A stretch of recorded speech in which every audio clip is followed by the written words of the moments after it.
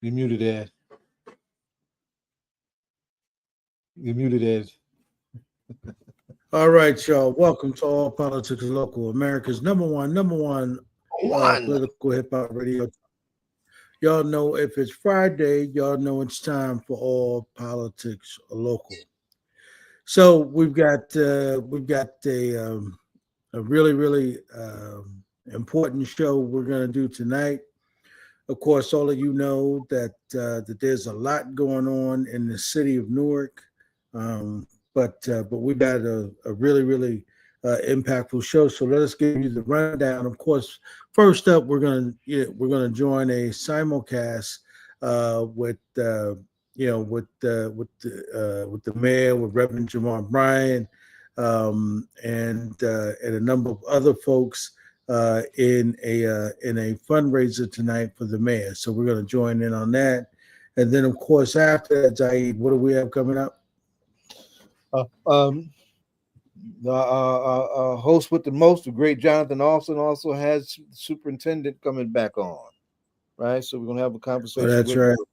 Roger León from 7 to 8. And at 8:30, we have some students coming on that introduced themselves to our Newark community violence intervention ecosystem. They're working under the umbrella of Prodigal Sons and Daughters and are starting their own youth service organization. So we're going to try and give some young folks some attention in the mic for a bit.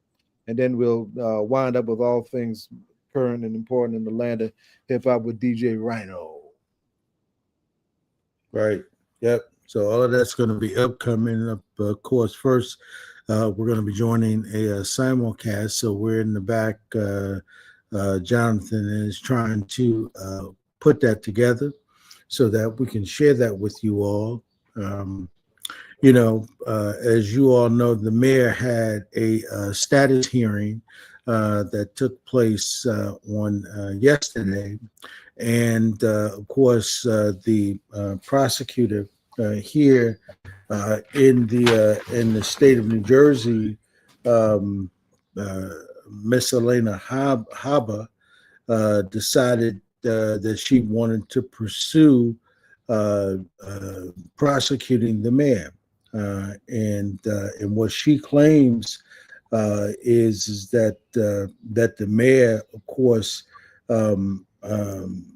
did not adhere to multiple warnings to leave Delaney Hall. Delaney Hall, of course, as you all know or may not know, is where they're holding detained immigrants here in the state of New Jersey, and it is supposed to be a really important location as it relates to the state of New Jersey, because they're planning to use that facility to hold up to 1,000 immigrants at one time. So you can see that this is a massive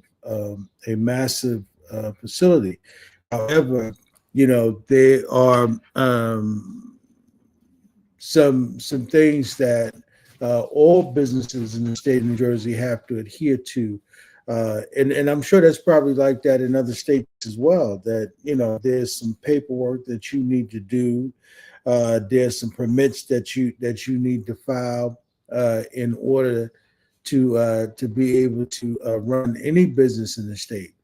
And I think that that's one of the issues that the mayor was having, that they just did not properly file for their paperwork. So, that was one of the reasons why the mayor was down there in the beginning, of course. But the day they claimed he had somehow ignored multiple warnings to leave the outside area of Delaney Hall, he was down there supporting a press conference with 3 Congress people. And of course, we know that the Congress people, under their particular jurisdiction, have the right to literally go inside into investigate that. Indeed. Coming up on money that we're going to talk about throughout the call. And we need. Can you hear from? Can you hear what's going on? Can you hear sound? But we are glad to be here. Yes, we can. I'm going to stay on the call and make sound. bring You don't see anything. in a few moments. But thank you all for being here. I'm going to pass it back to our amazing moderator. Thank you so much, Quentin. Really appreciate you sharing some words and reminding us of the power of the governorship. This is a position that is the executive of the state, and this is the person who is going to, when these federal budget cuts come down, it's the governors who are going to have the state budgets to fill in those gaps. When we see what the impact of no longer having access to the Department of Education, it's the governors and the team that the governor puts together that's going to have to decide, how do we ensure that our children still get access to an equitable education? Ed, can you see in here? We're losing access to housing funds. It's the governor and the team that the governor puts together. You can see the broadcast as well, right? Going to do what this candidate, what this mayor of New York did in Newark by creating land banks that were going to allow people to have access to equitable housing programs. And so the role of the governor truly, truly matters. Next on our conversation tour, we're going to be joined by Khalil Thompson, executive director of Win with Black Men, one of the groups that was so pivotal to getting out the vote and making sure that our communities were prepared to meaningfully engage with the ballot. Khalil is a political strategist and founder, again, and executive director of Win with Black Men, and has many ideals in our community. Win with Black Men stands on the amazing work of Black women, as well as the collective understanding for community. For years, they say that many have discussed creating a convening space for Black men to come together to discuss ideals that consider or that contemplate our civic and communal responsibility. And this organization, Win with Black Men, is the culmination of those conversations. Khalil Thompson, I hope we can get you on screen. There you are. Thank you so much. Let's turn it over to you and hear what it is that you have to say. I am happy to be here. I am excited to be here for not only an amazing mayor who's doing tremendous work. I've known him for years, but also a fellow ice cold brother. I'm not sure how, and I know Reverend Pastor Jamal-Bryant probably just rolled his eyes, and so did Quentin. But we are here in this regard, and I definitely see some of my 06 brothers in the chat as well. So happy to be here with all of you this evening. I forgot that I was even wearing this pullover as we joined, but tonight is an amazing opportunity and all the hard work. I have family that live in New Jersey, South Orange, Hoboken, and other places around the state. And so to be here with you this evening is not just about women, Black men. Yes, we are doing the work at a national level. We definitely leaned in for our sister and our fellow Divine Nine member, Vice President Kamala Harris last year. But the work really happens on the ground. And so we are excited today. We officially at Win with Black Men endorsed Mayor Baraka for governor of New Jersey. We sent an email out. We put something on social media. We're joining our supporters to make sure they are learning about why this Black man is for the best interest for the people in the community of New Jersey. And we want everyone to know this. So this is your opportunity.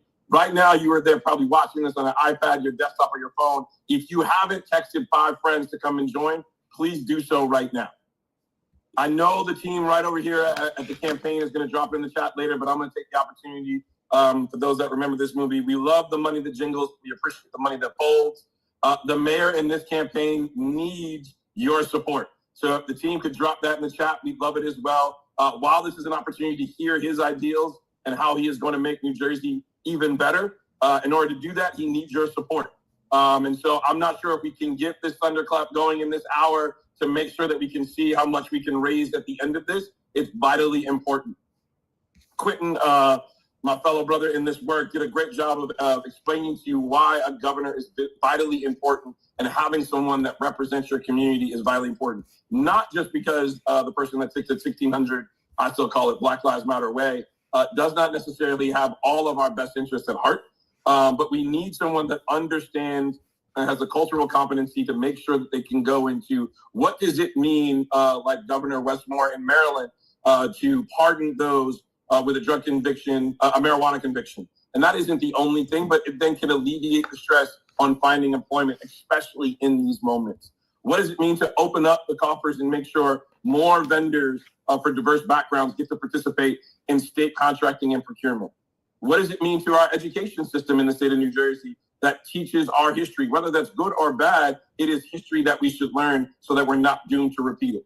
So all of you have this moment to be here. I hope, I was checking the numbers, I hope it doubled we got more. We're at 233. We want to see that grow. Let's hope we can get to 500 before the end of this June. But tonight is vitally important, not just because I'm a member of Alpha Phi Alpha Fraternity Incorporated, and I am happy to support my Eastern Regional brother and Mayor Baraka, but I am a Black man joining this that has family, that has friends.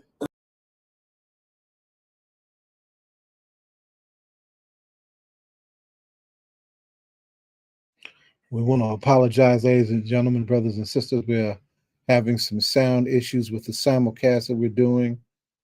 This is a live simulcast of the benefit for Mayor Baraka and his bid for governor.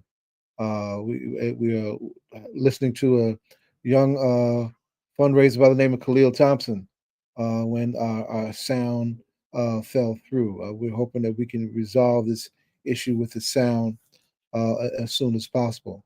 This is a very serious moment. This is coming on the heels, of course, of some drama that our mayor faced when he was unceremoniously arrested at the ICE facility that he was there to inspect and to support 3 congresspersons from our area who were there doing their responsibilities in terms of their federal oversight of the facility. Of course, this thing got blown out of proportion by the hostility that's coming from the new administration and their oversight. Allegations were made that our congressional delegation body slammed ICE agents.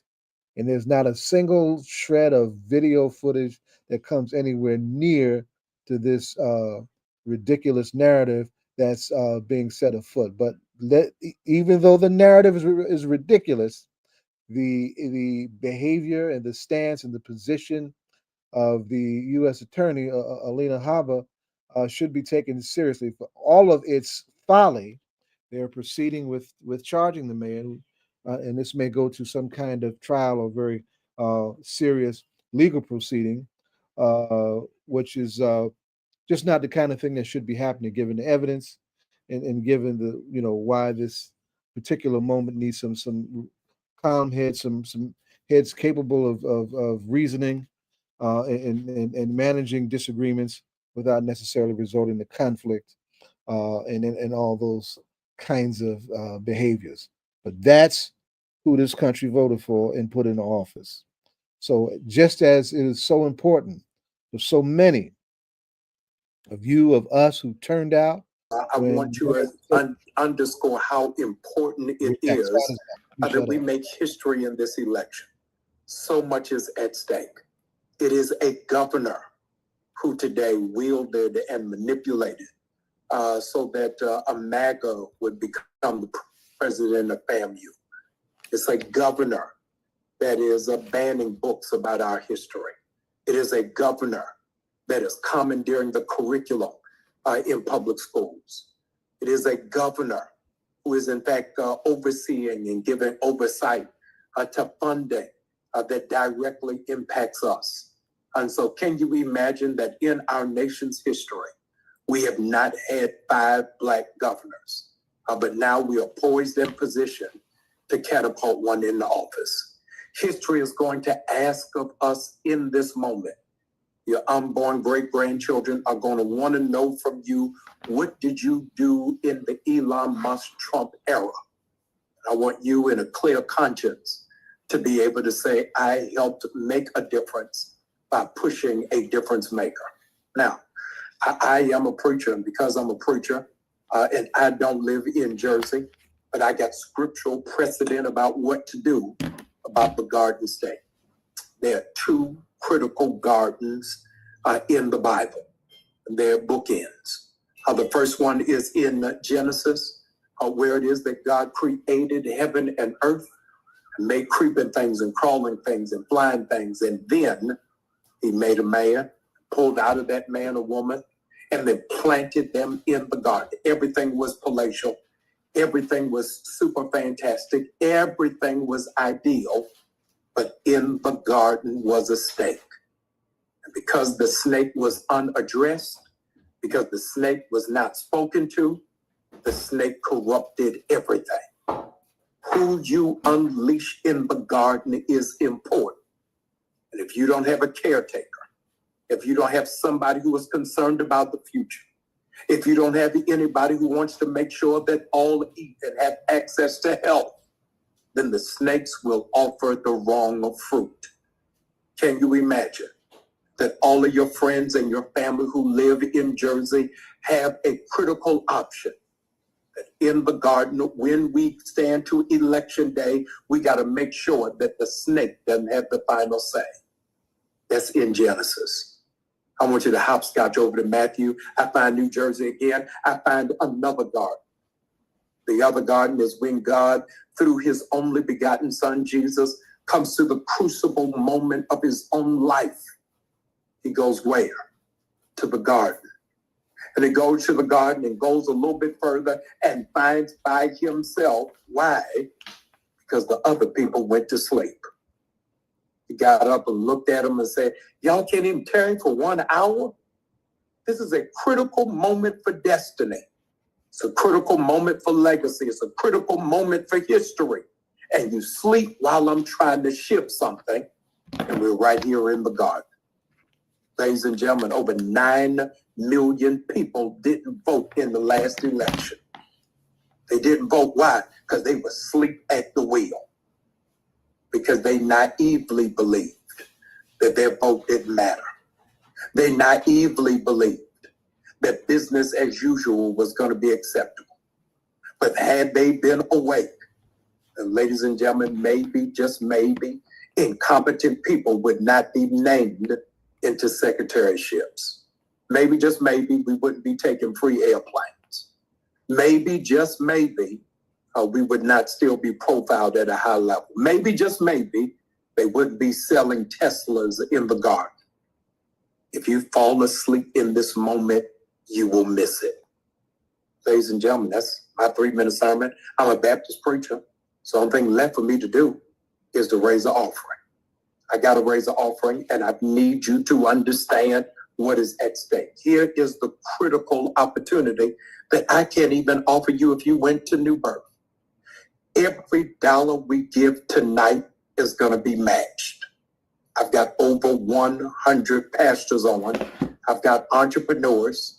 I've got business leaders. I've got educators. I got people touting the divine nine. But now I need you to step up to the line. I am challenging every person tonight. It's Friday. You just got paid. You bought your Mother's Day gift last week. You bought your Easter clothes 3 weeks ago. I know you got $100. When you sow 100, it becomes 200. Because tonight in this window of possibility, every dime and every dollar is going to be matched. 100 is our basement. It is not our ceiling. Those of you who are able to do more, I ask that you will please galvanize all of your finances in order to do it. By the way, you should have $100 because I know you've been saving money because you ain't been shopping at Target. You should have $100 because I know that you've been saving money because y'all been going to Costco in New Jersey. I've been watching. I need every person, if you will, to walk alongside us to give that seed of $100 tonight. Listen to me. How lush, how productive, how fruitful is a garden if it doesn't have seed? A farmer understands that in order for there to be a harvest, then the seed has got to come to pass. I'm going to ask my sister to come on because people are asking me, where are the ushers? How do I give? Where do I sow? Where do I share? Sis, you got to help me, Sister Faith. Where are we supposed to get this money? I want you all to, let's drop the link in the chat. I know we've got Jennifer just dropped the link. It says donate to Rise for Governor here.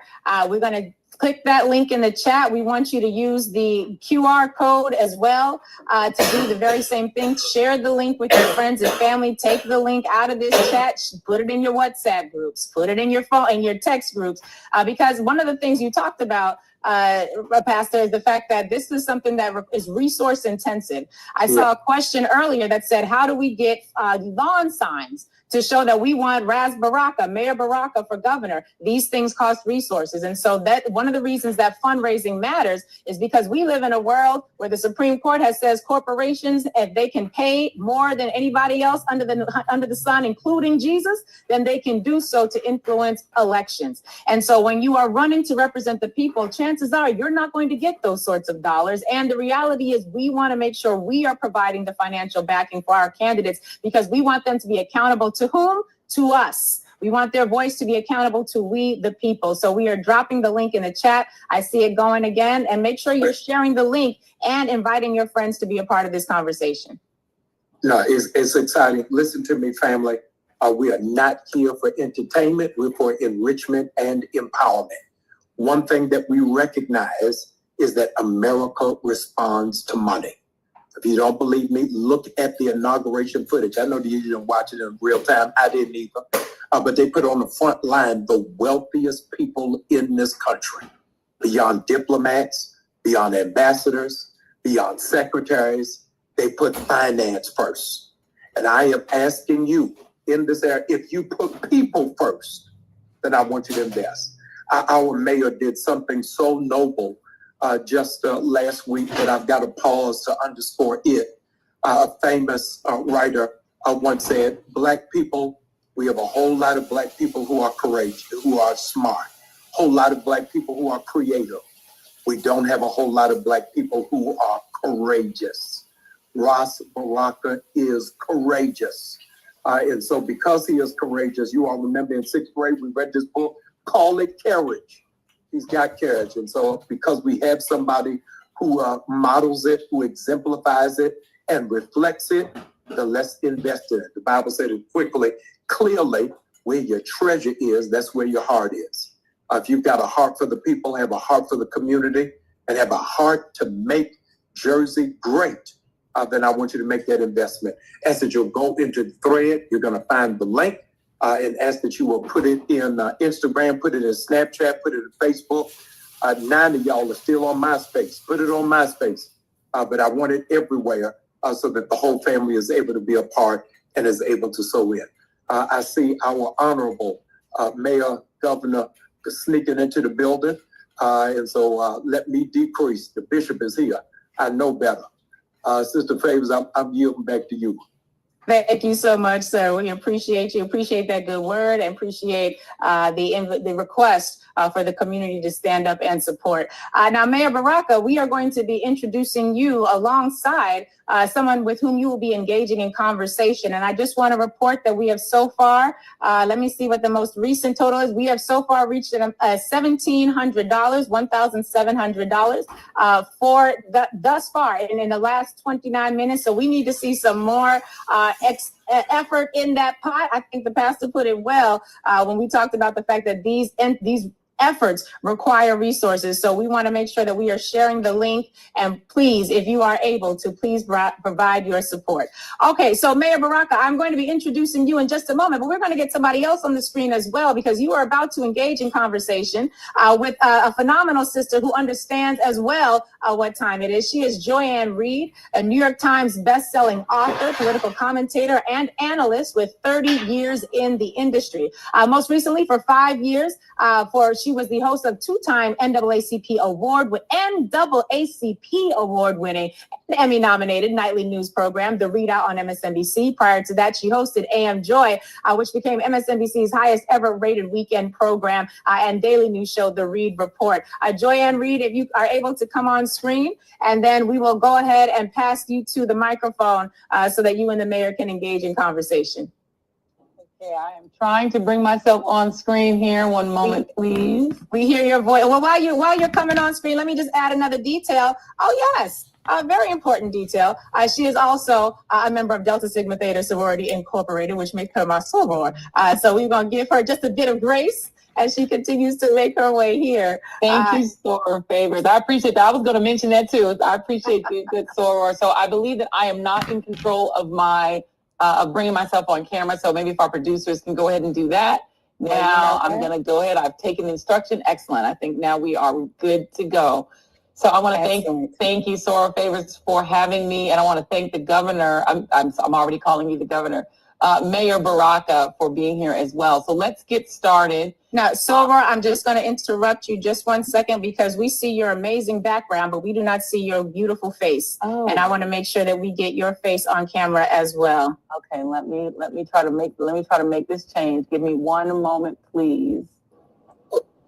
Mayor Baraka, you will? Okay, there we go. Pastor Bryant? Yeah. Okay. Yes, I just wanted to say before Joy comes on, because y'all done gone all around the bush, that I never mentioned Kappa Alpha Psi Fraternity Incorporated, since y'all going all the way there. Before Joy comes on, I need to put on record that we are in the building. Don't do that. We love our 10th chapter. Let there be peace on earth. And goodwill to all. All right. I'm not sure why my camera is not coming on. I'm so sorry. Give me 1 moment, please.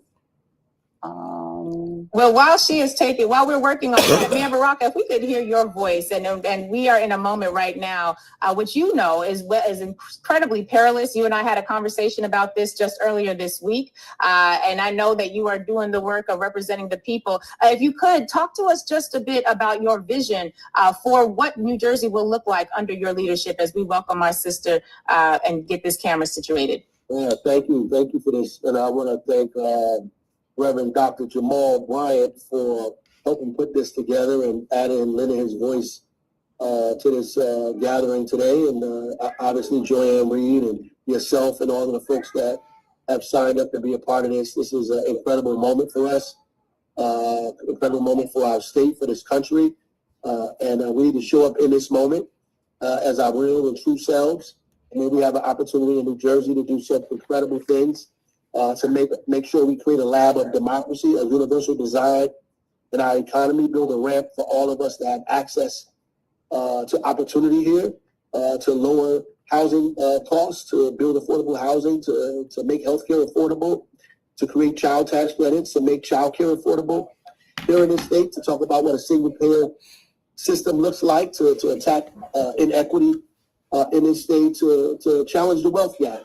And make sure our mothers and sisters and aunties are dying in hospitals giving birth more than everybody else, right? We have an opportunity to change the social determinants of health that keep us at a very a smaller life expectancy rate than other families and other children in this state.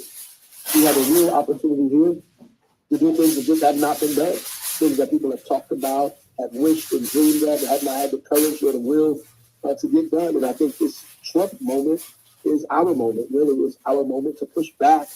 And I've been calling it our David moment. It's our chance to face Goliath head up, right? To use a rock and a rag to challenge power and, get a hold of wealth in our community and distribute it to the people who need it the most. And stop giving tax breaks to billionaires and millionaires to help working families out, right? To help them be able to afford college, help them be able to get a home, help them remove boulders and obstacles out of their way. So that the American dream you learned about in the 5th grade, the American democracy, the Constitution you learned about in 5th grade, is actually real for you. And we can do that right here in this state. And it's an opportune time to do that while Trump is the president of the United States, which means that if we do this now, then we can do it at any point.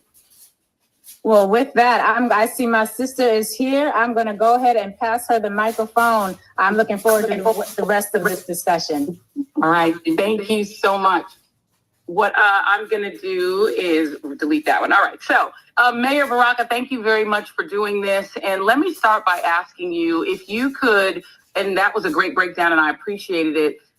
Talk to us about these snakes that are in the garden, as the pastor pointed out. What would you say are the 3 most critical issues facing the state of New Jersey as you seek to become the state's governor? Yeah, housing, healthcare, and education to me are the top issues. I mean, if you talk a little about housing, you'll get into transportation infrastructure, you'll get into all of the social determinants of health. New Jersey is short 230,000 units of affordable housing now. There are 4,000 people with vouchers in their hand that cannot connect to housing because the gap between what's at the market and what the voucher is still too wide, right? We need to be building affordable housing. We're in a crisis mode. And so we need to do that statewide, and the state needs to lead this, right?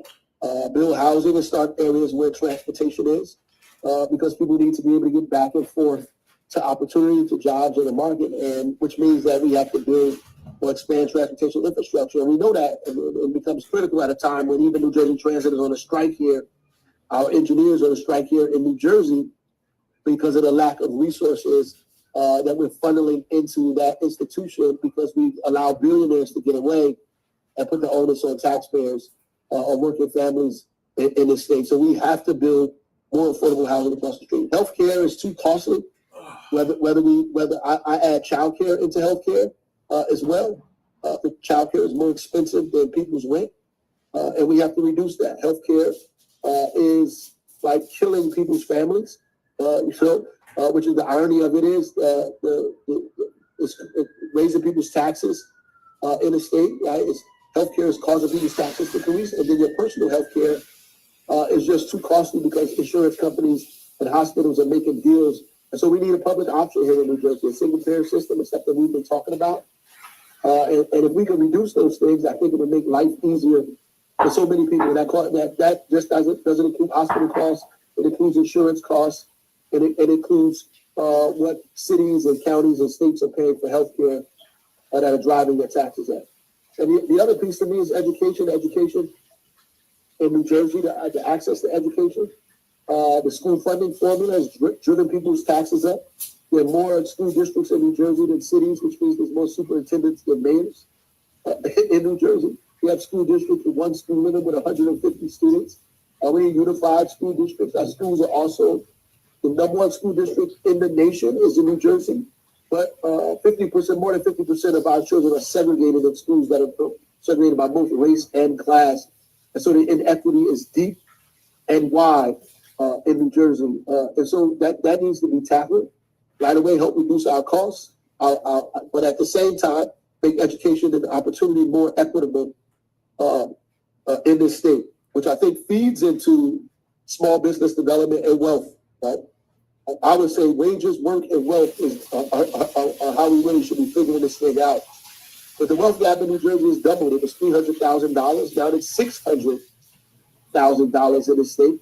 And fueling that is home ownership and small business growth and development with a state with less than 1% of our dollars go to Black, brown, and women businesses. That's a problem. We need to address that immediately. And I think that begins to change the trajectory of what's happening in our state. One of the wealthiest states in the nation, but also one of the most segregated states in the nation as well. Let me add a fourth, if I could, Mr. Mayor, because you have been at the forefront of this fight over immigration. And we know that immigration is supposed to be a federal issue, but you're seeing the current administration put tremendous pressure, not just on mayors, but on governors, threatening to arrest governors who stand in the way of their mass deportation program and their ability to snatch people literally off of our streets. Talk about how you would deal with the administration as governor, given the pressures that are being put on, including on yourself in your current role.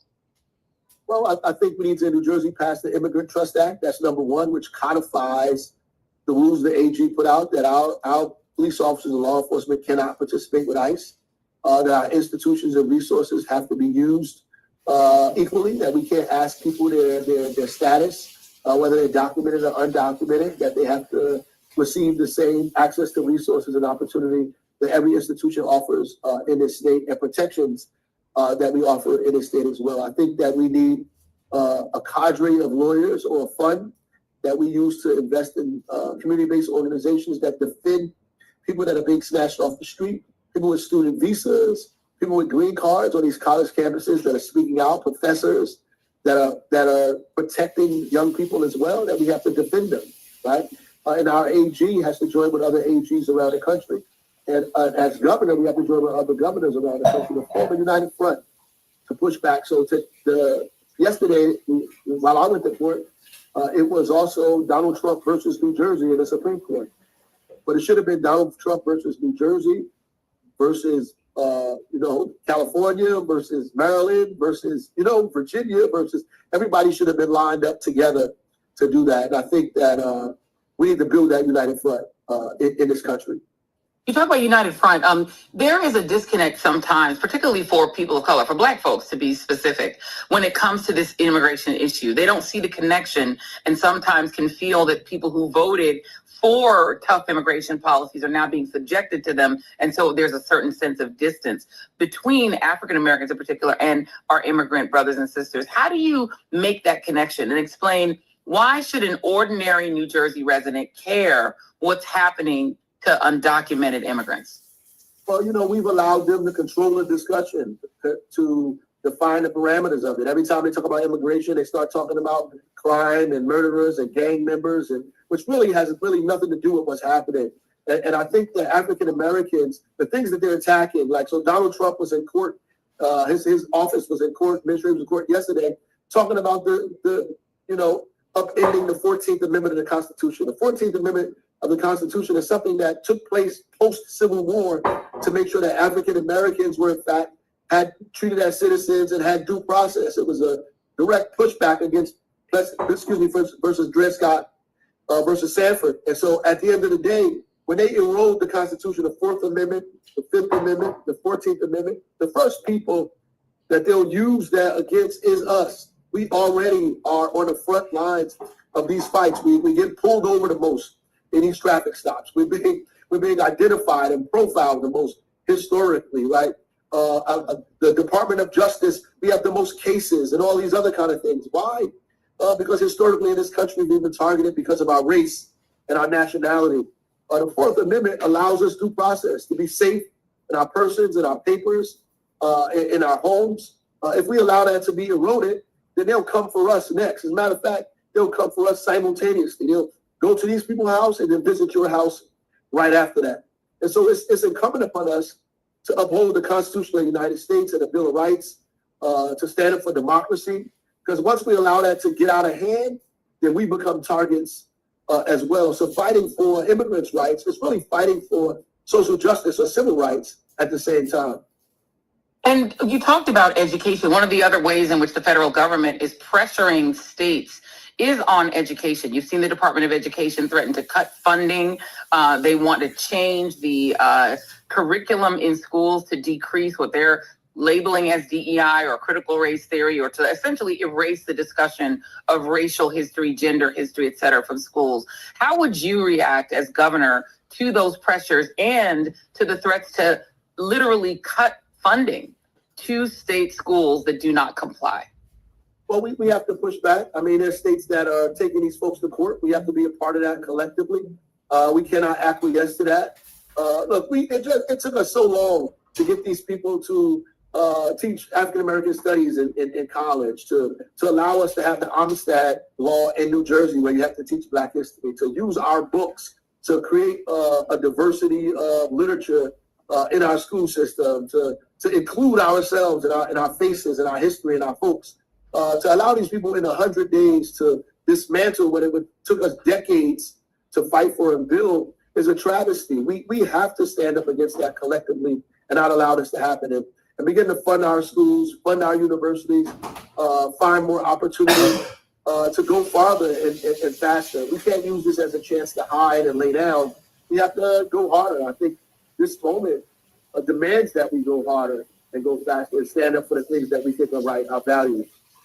I would be remiss if I didn't ask how you are doing. I know that you are facing a legal case that's being brought against you by the administration, but also Congresswoman McIver, your Congresswoman, who is now also facing legal jeopardy. Can I just ask how you are doing and if you've spoken with the Congresswoman? Yeah, I'll keep in touch with her. Speaking with her, it's a stressful situation. These people are trying to weaponize the institutions of government against her, against me. I mean, I went to a hearing yesterday. Alina Habba, the U.S. attorney here, was actually in the hearing, a misdemeanor hearing for a Class C misdemeanor. They showed up there. They fingerprinted me and took my picture again in the basement of the courthouse after they did it after I was locked up. These people are intending to humiliate and demean us. And violate our rights every opportunity that they get, really to intimidate people. And it's not really about me. It's about the fact that I'm the mayor, and if they could do this to the mayor, they could do it to anybody. and they want people to be afraid and fearful. So, yeah, it's stressful. It creates anxiety, but you have to push back. This is the moment we're in. And I tell people, look, if you don't have a little bit of fear, a little bit of anxiety, a little bit of worry, then you're on the wrong side of this. Everybody who's feeling comfortable are the people who are causing the pain. And all of us that are on the other side of the pain, we have to feel a little anxiety, feel a little discomfort. And we pray that the discomfort and this fear doesn't turn us into cowards. Indeed, and that we know there's no threat of that with you yourself, sir, because you've obviously stood up very strongly. Let's talk about some of the other issues that are facing New Jersey, really critical issues on the economy. You talked about the wealth disparity in the state. I had the blessing of being in your city, that you're seeing a lot of really positive things happen on that score in terms of business development, in terms of trying to attract businesses. I'll note that my dear friend Melba Wilson is going to be opening a restaurant in your fair city. And so there is change happening, but how do we accelerate that throughout the state of New Jersey and create opportunities to start to close that wealth and income gap?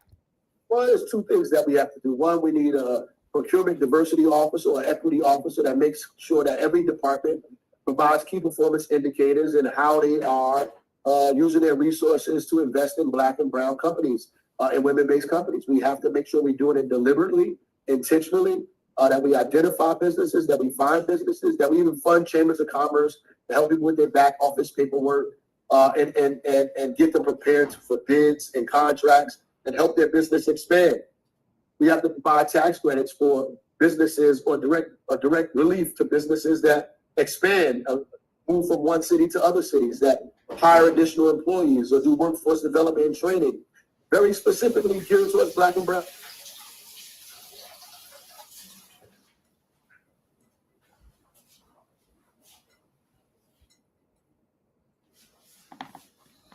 It looks again like we may be having some audio difficulties. The mayor was on a roll. It looks like he's frozen. As soon as they can unfreeze and fix this issue, we'll be rolling again. It was a good conversation. Good to have Joanne Reid. She went through some trials herself.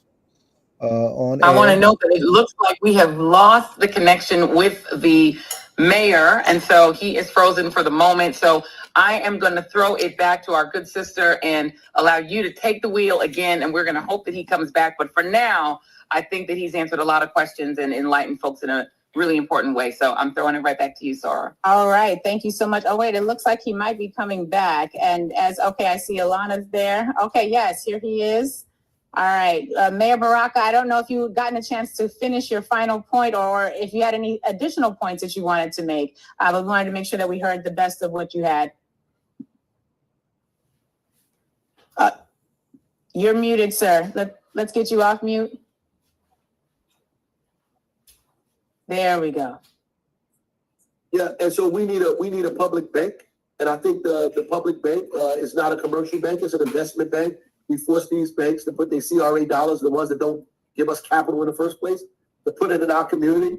We put our money there. We get investment groups to put money in there. We invest directly in Black and brown businesses around home ownership, buying capital for them to have down payments, provide capitals for businesses, investing in these communities straight ahead that have been historically underrepresented and economically distressed. And then fight this disparity study that the state has done that says that they invest less than 1% of their dollars in Black and brown businesses, right? And so we need a procurement diversity officer, equity officer, whose responsibility it is to develop KPIs and make sure we spend all of our dollars or most of our dollars in Black and brown and women businesses so that our economy can grow, right? And right now, that's not happening. So we have to be very intentional about that at the state level. Let me ask you this, because there are not only Reverend Bryant out of the great state of Georgia, but there are a lot of local pastors that are on this call right now. And we know that the faith community has been critical in our exercise of the right to vote in, the history of African Americans and of this country. How would you advise folks to go back and talk to their parishioners or their friends, family members who in the last election chose the couch? We heard about the 9 million people who failed to come out and vote. during the 2024 election, which allowed these particular snakes to be in this particular garden in the United States in this moment. What is the message that you would give folks who don't believe their votes matter and who don't see the importance, particularly of the primary on June 10th? What's your message to get folks off the couch and into the voting booth on June 10th? Well, one, I think that we see what's happening now in this country. We see the dismantling that's going on at the rapid speed, the way that they are coming fast and hard at attacking everything from diversity to Medicaid to education to Social Security to veterans benefits to firing employees, 6,000 or so employees taking billions of dollars to give tax cuts to the super wealthy. We have to explain to people that this is a moment of clarity, that we have to get people involved, that you have to be engaged now, that everything is happening in this country is affecting all of us. And then we have to give people a reason to vote, right? We have to inspire folks, give them hope to make them feel like they have a reason to come out of their home. Right now, they have no reason because we have been doing the same thing over and over again, and we have not been governing. We have told people we're going to do things that we have not done. And ultimately, in Newark, we've been fighting and challenging the most difficult issues that we have, whether it's housing or poverty. Or we've invested almost $200 million in the last 4 years in Black and brown and women businesses alone, right? More than the county of Essex, right? So there's an opportunity now to do something incredible, something historic. And so people need to get up and get engaged and get involved, and not play the sidelines. This is not the time to be on the side. The only way you win is if you fight. Like, if you don't take the shot, you don't score. Yeah. And actually, can I just go back a little bit? Because you are not a career politician. You've done many things in your life in terms of your career before becoming mayor. What actually inspired you to want to run for governor? Why do you want to be governor of New Jersey? Well, the reality is, we've been carrying other people's water for a very, very long time, keeping our fingers crossed and holding our breath. And hopefully we pray that they see us, and they just don't see us. They don't see our problems. They don't see our community. They don't see our issues. They don't see working families. They've been taking care of everybody but us. The lobbyists and bankers and wealthy people, they have their issues taken care of. They have people responding to them. All the rest of us are dependent on the governor of the state of New Jersey, right? We dependent on the governor to see us, and they have not been. And this is important, that we need to build a broad-based coalition now across this state and begin to fight for the things that our families have been talking about at our kitchen tables for God knows how long, hoping and wishing that we can make these things happen. And the reality is we can make them happen. And I'm tired of fighting in Newark for things for us that we can't grow to scale because we don't have the resources or the support to grow to scale. We don't just need to get 15 or 20 people to take their Section 8 vouchers and turn them into mortgage. We need 10,000 and 20,000 people to be able to do this. And we can do this from the position of the governor's office, not just the mayor's office. And I see a question in the chat. The chat is is on fire. People have a lot to say. Someone asked, what is your plan of what you would do for seniors? Seniors are under incredible pressure right now, given the current regime's creation of artificial instability in the Social Security system. Right. So what is your plan regarding New Jersey seniors? Well, it's the same thing we've been talking about. I think seniors, the biggest heavy for seniors is housing, because they're on a fixed income. Make sure we reduce the cost of housing, build more senior housing. We talk about affordable housing. Senior housing should be that. We'll allow people to build ADUs on their home so their grandmothers and grandfathers and fathers and mothers can live there at a cheaper rate, and it gives them a break as well for homeowners, right? It also means reducing healthcare costs so they're not hammered by healthcare, prescription drugs, lowering those prescription drugs costs, lowering those hospital and healthcare costs so they can use that residual income to invest in themselves so they can live longer and better in this state, so they're not trying to find a way out of New Jersey, but live here in New Jersey. And our seniors that are in senior homes who Medicaid is paying for, who these providers by the state laws taking the Medicaid from you and investing it in themselves and not in the home, and paying maybe $6 to $10 for a meal every time they eat. It is like criminal what's happening, but it's illegal to make that illegal. To make sure that all of Medicaid and Medicare that they receive is invested in those seniors, in those homes, for the quality of their living, for their stewardship right there. I think it's important that those things happen. And we have a lot of seniors in their homes who own their homes, who are on a fixed income, and their taxes are going through the roof.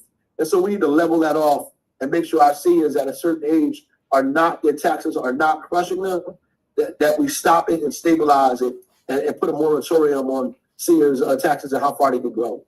And talk a little bit about what your environmental policies would look like. We know that particularly Black and Brown communities suffer disproportionately when it comes to environmental choices and industrialization and the leftovers from that.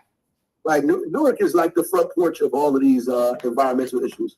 The particulate matter in the air, a quarter of our population of kids have asthma because of the particulate matter in the air. We had the lead service line issue. We had PFAS. We had to sue the PFAS companies to get millions of dollars to put in our system right away. We have these incinerators that they continuously try to build, and Passaic Valley Sewage Company building another thing. So we're fighting them. We're fighting the trucking industry. We're fighting all of these people, around making our environment cleaner. I think that we should be fighting for alternative forms of energy. That Murphy's 2035 goal of clean energy, we should stick to that. That we should don't run away from wind, but we need to be building solar all over the state of New Jersey, continue to change trucks out and pay people a larger sum of money to change their trucks out. You got a lot of independently owned, operated Black and brown truck drivers that we gave $30,000 to change a truck, to buy a new truck that costs $150,000. They can't make that gap. We have to figure out how to fill that gap for them so they can help us clean the environment and make a living at the same time. So the whole fight to change all of these vehicles out has to be continued, and we have to incentivize that throughout the state. And there's a bill on the state side that a Superfund bill that tries to make all of these corporations pay for us to deal with all these problems that we have in the state. I support that. It should be passed right away. And a couple of questions that are coming from the chat. One of them is about the National Guard. We know that the current president continues to threaten to essentially to militarize the entire police department, but also to use an insurrection act in order to shut down protests in individual states. What would be your policy regarding the federalization of the National Guard? Well, it's ridiculous. States are in control of the National Guard. I mean, states have authority over that. He does not have the authority to do this type of stuff. Well, it doesn't stop him, by the way. But at the end of the day, we have to have New Jersey has one of the strongest governors in the country. We have to put our foot down and join with other folks and pushing it back against what's happening here. We also need to take the state police from under the AG's office and put it under the governor's office as well. We need to change the police training commission so we're going to train our police statewide in ways that we think are helpful to our communities, particularly communities of color. I mean, these are things that we have to do very aggressively in this state right now and push back against what Donald Trump is trying to do. People have a right to protest. It is a part of the rights of the Constitution. We have to redress our grievances. It's a part of democracy in this country, and we have to protect that. And last question, my closing question will be to go back to where we started when you and I first did our interview at the State of the People Power Tour. And it is about these private prisons. You spoke eloquently about what Delaney Hall used to be, the way it used to help people, the way it was a treatment facility where people could actually try to improve their lives. And now it is something completely different thanks to a private corporation called the Geo Group. What would be your strategy to reduce the number of private prisons in the state of New Jersey or to end that process? Well, we need to pass a law that makes private prisons illegal in this state. And I know there's going to be considerable pushback.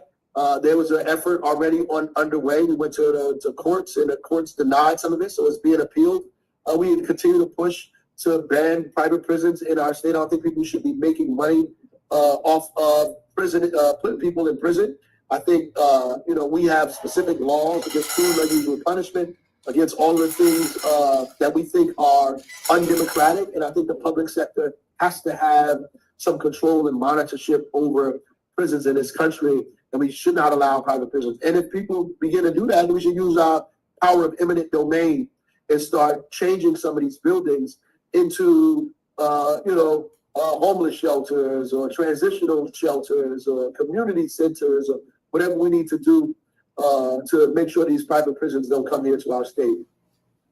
Mayor Baraka, thank you so much. I appreciate your time. Thank you for sitting through my personal technical difficulties as well as the freeze. You made it through the freeze and got to the other side. Thank you so much. Let me turn it back to Sora Favors. Thank you so much for that powerful conversation. If you were touched by something that you heard, I already saw some engagement on the chat, but if you were touched by something that you heard and you feel inspired and you feel motivated, I want you to take this feeling and I want you to spread the information. As we said at the very beginning, politics is the science of distributing resources. Who's going to get what, when, where, how, and why. And when you have politicians, elected officials, those are the people that we elect to distribute those resources. You all heard Mayor Baraka talk about some of those resources in his conversation, and I'm going to ask that we continue to share the link in the chat as well for donations. We have 277 people in this chat. If everyone gave $100, then somebody do the math and let us know what it is. I'm a lawyer because I couldn't hack it in math and science and get to med school, but put it in the chat. We know what we should be able to do in this moment. But what you heard Mayor Baraka talk about there, he talked about some of those resources that elected officials are in charge of distributing. He talked about the environment. He talked about criminal legal system reform. He talked about all of these things that matter so much to us. And when we're thinking about our family members, we heard that there were a significant number. We learned some really disappointing numbers, I think, for a lot of us, of how many of our family members stayed home. And when those family members stay home and do not make their voices heard, that too is a form of voting. And we want to make sure that we are using the election, we are using the vote to put people in power who will make the resource allocation decisions. You know, we are in a time right now where a lot of folks are supporting a king. They want a king. They really want a dictator. And we have people in power right now who are fighting to be dictators. And here's the thing about a dictatorship versus having a governor who is elected by the people. In a dictatorship or in a kingdom, when you have a question about who's going to get a good supermarket or a bad supermarket, well, we don't know. What did the dictator say? If you have a question about who's going to get access to a hospital and whose hospital is going to be shut down, well, we don't know. What did the dictator say? They get to decide. When we're asking questions about where are we going to invest in our schools, where are we going to invest in job opportunities and in housing opportunities? In a dictatorship, when you have a king, the dictator decides, the king decides. But we live in a moment right now where we, the people, have an opportunity to make our voices heard at the ballot box. Now, I'm a voting rights attorney. Now. I run We're a law going to leave center. the Shout out to the Center for Law and Social Justice at Medgar College in Brooklyn, continue New York. to I run a law center, and I believe our passionately, program. not necessarily in this system at all, but in the power of the people. Because what I know is that though this system is not perfect, and I'm not. And that was pretty good. Like, we had the simulcast for an event that Pastor Jamal Bryant from Baltimore was doing for Baraka, and we were doing that. Normally, that 6 o'clock hour is the 6 o'clock hour is the mayor's forum, right? Every third Friday. So he was scheduled to do that for the hour. So we made a simulcast of that because there was a lot of things, as you heard, that are going on in Newark. And there are a lot of things that are going on with this governor's race. And all of those things have national implications. There are a lot of different, so we are very happy that we're able to simulcast that. We have a packed show tonight, and we are honored, I'm always saying this, honored to have the superintendent of Newark's public schools here with us tonight. Roger León, the superintendent of Newark Public Schools, is coming on. He is always going to have the Newark hat on, as usual. And welcome, Superintendent León. Thank you. I appreciate the opportunity to be on with you all. And always, we appreciate all the times that you come on. You are a regular on the show. You're regular coming here, and we absolutely appreciate having you on. We can get right in to this interview. We are right now in a very heated political environment. We have the governor's race. We have Newark. That is the centers of the governor's race. And Newark has over $1 billion budget. And we know that in every election, it's going to become a part of the election. And there have been some ways that Newark has been characterized by many politicians. And one of the things they say is that you have billion budget, and Newark kids can't read. And that is how they're characterizing like Newark and the district. And I think that it's part of it, that it plays into the governor's race. It has been part of the cannon fodder of that. And I know that it upsets me when I hear it. I'm a teacher in Newark Public Schools. I'm a product of Newark Public Schools. So every time those characterizations come up, they make me mad because I think that they misrepresent who we are, what we do, and the work we do. So to those politicians, to start this off, right? To those politicians, to people who are saying those things and repeating that mantra, what do you, as a product of Newark and the superintendent of Newark Public Schools, have to say to that? Well, first of all, thank you for obviously having me on. I always look forward to seeing and being with all of you. You know, I know that there are a number of people who, actually a few people who actually read some articles that are intended to kind of tell a story that is not negative about the Newark Public Schools. And I really can't do anything for anyone who actually reads that and believes that. I just feel bad that the frame of mind that those people may be under is incorrect. It's not my job to correct that. The facts do it really well all by themselves, and facts are what actually matter. To talk negatively about the city of Newark or the Newark Public Schools, and you are not a resident of the city and you do not participate in any of the work that is occurring here, is very easy to do when your own house is not in order. So I do understand that people do have a tendency to do that. Anyone who is actually in Newark, who is unaware of what the realities are, then obviously we need to do a really much better job of communicating that. So we have a historic 10-year strategic plan that has been in play. This is, in fact, the end of year 5. The realities are that our chronic absenteeism rate is lower than the state average. The state is about a little over 16%. The school district is at 11%. That is, in fact, unheard of. The graduation rate for the Newark Public Schools last school year, the class of 2024, was 86.3%, the highest graduation rate in over 3 decades. That has occurred over the last 5 years. As it relates to student achievement, well, we actually look at what are multiple indicators of student achievement. There is a state test that obviously determines the readiness of a student, and a lot of people, unfortunately, have interpreted those results to mean, in fact, that kids can't read. I know that I have shared either on this call or on other outlets that the assessment that the state actually does is one of many assessments that we actually review to look and see how our children are actually doing. In the 3rd grade class of 2 years ago, we actually performed a number of battery of assessments, spelling inventory tests, understanding the foundational level of reading of our students, looking at where they were at their phonemic awareness, understanding the building of vocabulary, comprehension, things that the state test doesn't assess.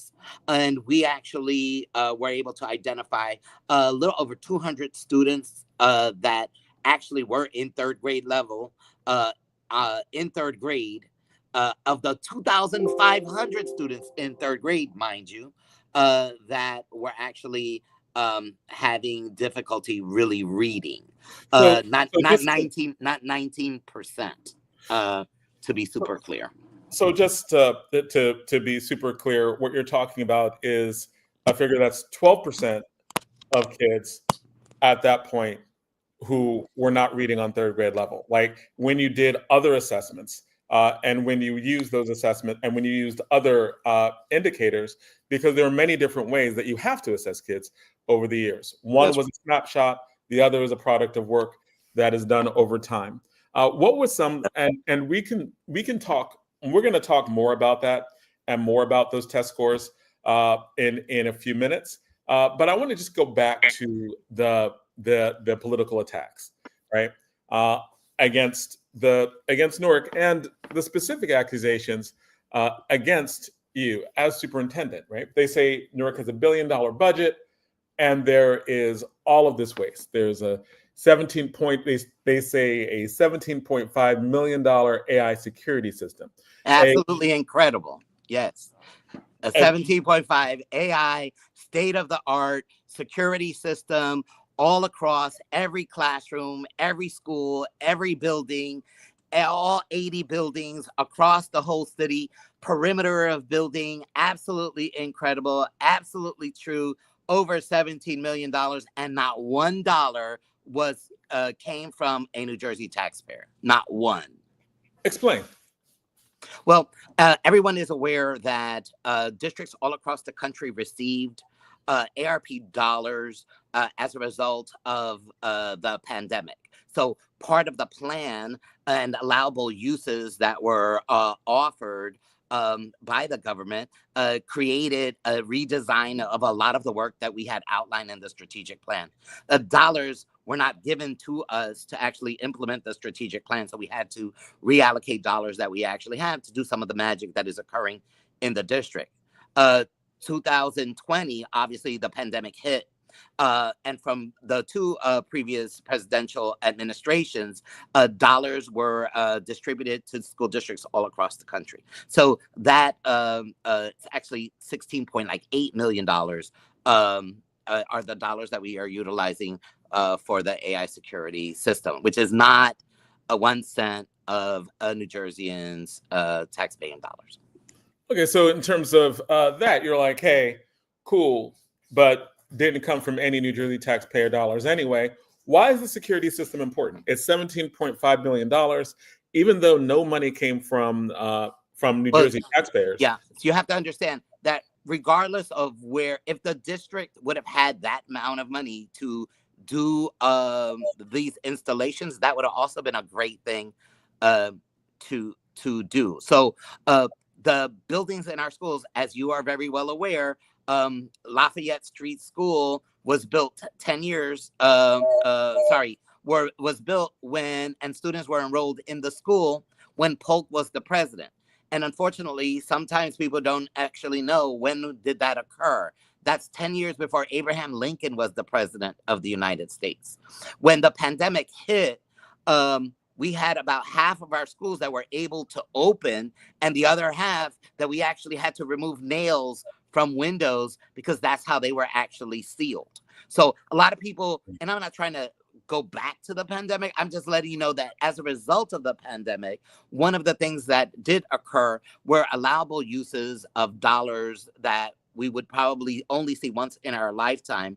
And the district wound up using that to do upgrades to our facilities to, in this example, with regards to the security upgrades, provide much needed security, not because the students are doing something wrong, but because we want to make sure that all of our facilities are actually secure. And so that's what was purchased. That includes the installation of the equipment, and we think that was a great use of the money, and it was an allowable use of the money. Where it comes from becomes important simply because the argument is, or at least that I understood the argument to be, oh, like that's our money. Well, guess what? In Newark, we actually pay taxes also. And so Newark taxpayers have paid over $140 million for the last decade. That's well over $1 billion in taxpayer dollars that Newark residents have actually paid. I'm not one to pin one community versus another community. That's not how my mother raised me. I don't talk bad about another school district because I don't appreciate anyone talking bad about ours. You know, the idea that people think that not spending that $17 million would help another school district with their budget realities is an untruth, because those dollars are not New Jersey taxpayer dollars. And this clarification is for Newark residents, as in, you know, a lot of people are looking at Newark residents look at a $17.5 million security system. What is it? Like, what is it? What's so special about it? How does it protect us? Why do we need it? Well, obviously, not only we want to make sure that the facility is secured. So we're doing a lot of upgrades to every single one of our facilities. And so we're making sure that what we put in it stays in it. So not only is it providing security for the students inside, but it's also providing security outside as well. It doesn't like do perimeter checks beyond the scope of the grounds of the school. It stays focused on the actual school building. So making sure that what we are purchasing stays there is important. Making sure that the students are safe in the building becomes extremely important. Making sure that when students are dismissed, that they're dismissed in a way where they will safely get home. We have a lot of partners that are assisting us in that pathway to get home. So we want to make sure that anyone who's assisting us is also safe in the dismissal of students. So it's about safety of students as well as of all what's in all of our respective facilities. Okay. So that's one of the second articles that came out, talked about a $44,000 staff fund day. They said the money was not in compliance with the state. Some had to be returned to the state, came from some of the articles. Again, these are accusations that are being thrown. Yeah. So it's true that the district had a fun day. We don't believe that we violated any of the guidelines that are provided by the state of New Jersey. We shared everything that we did on that day. It's interesting because where this conversation started, a news reporter is the one who actually inquired about all this information. So she actually received the invoices, meaning what we actually ordered that day. So she knew that in the item where it said what we were drinking, that water bottles were being provided for, sealed water bottles at that, were being provided for all of the participants. That was not only the staff members, but their children as well. Well, that reporter wound up printing the menu of the organization, and the menu of the organization, just like whenever we're in any restaurant that actually serves alcoholic beverages, she actually reported that we actually had alcoholic beverages, which created the incident to be a whole lot bigger than just $33,000. So let's start. It's not $44,000. It was over $33,000. It was for hundreds of our employees from central office staff as well as their children. It was an event that was providing for them a number of incredible opportunities outside of the city of Newark. We thought it was an absolutely great event at Forest Lodge, and no one drank anything alcoholic, obviously. The whole idea that I raised that is because I was thinking about posting the Oprah request from that reporter so that everyone could see what they asked, why they asked it, what they received.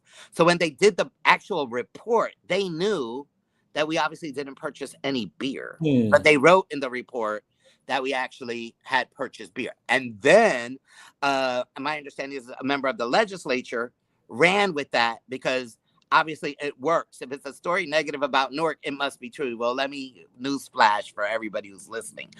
Just because somebody wrote something doesn't make it, in fact, true. And worse, when they actually received the documents that showed that it wasn't untrue, they still published it anyway. So they literally had the truth and published it, even though literally all the invoices were actually there. Do you want to let us know what that publication was? I wouldn't give it. I don't read it, so I don't give it that worth. And I mean, the 5 people who do read it, obviously know that it's not true. But short of that, it's not like all politics are local. Okay. All right. So what about the, so again, $1 million in senior staff travel to go to conventions, and they've been described in the media as vacations. Again, the reason why I'm bringing this stuff up, we just had an entire segment of the mayor who's running for governor. We have seen over the last 6 months that the Newark public education system is going to politically be in the crosshairs. Sure. And so Yep. Y'all go on vacations, and because clearly, like Hawaii and all these places, spend millions of dollars. What do you have to say to that? Yeah, so a couple of things that are important for to share, and that is the first thing is that wherever these conferences are held, the district does not either pick them based on their location. The respected organizations that actually have these conferences are the ones who select the location. So I just wanted to make that part clear. The other thing that I wanted to make clear is that we actually do have staff that do go to conferences and actually pay for them. In particular, there was one conference where a reporter was like, they wound up, I believe it was Hawaii. They were like, oh, your employee went to Hawaii and wrote about it. And it was quite interesting that they didn't write what they knew, which was because they made a request for all of the documents to show that that the district paid for the event. In not one example did they have one document that said the district or state taxpayers had paid for that actual conference. The employee actually paid for the entire conference themselves. Wow. We had our female African-American leaders attend a conference, and that same, not that same reporter, but this blogger who thinks she's a reporter wound up posting pictures of our Black leaders hanging outside of a hotel drinking champagne. The picture obviously wasn't of ours, and our ladies do a little bit better than drink champagne at a conference. The whole concept that that's what they would be doing feeds a narrative that unfortunately people are very comforted by. And let me make it clear, they obviously weren't at a conference taking a picture, drinking alcohol, because they are a whole lot better than that. So what I want to get to the $1 million because this is the important part. Okay. Because when reporters who know they are lying report a lie, and then legislative officials restate something which they know is untrue or should know is untrue, it's still a lie. And then when people weaponize any portion of the legislature to actually say things should be investigated, all that they're doing is still perpetuating a lie. None of that makes it true. Period. Very important point to make. They quoted that there are $1 million that we spent in conferences, when in fact they had the actual invoices and they knew that the amount that the district spent was $250,000. Let me repeat that.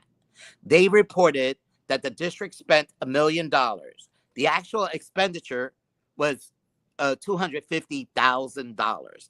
They reported people went to Hawaii, but they didn't report that that person actually paid for all of it over the course of a weekend, in fact. So they didn't even, they weren't even on a district time at that point in time. So one of the things that everyone should be clear is that this district is very compliance driven. And that's a perfect example of that, where the employee was like, these are the things I'm doing. It's all about my profession. And they documented it. And so what happened, a news reporter saw it, ran with it. We clarified it for them. We're like, hey, here are all of the documents. They paid for everything themselves. They forgot to report that part out. Mm. So you're talking about like literally deliberate, like you're providing evidence. You provided, here are the invoices.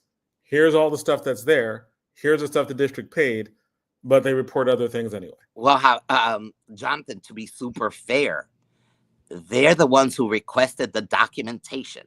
They made the accusation, and then they requested the documentation. We submitted the documentation through Oprah requests.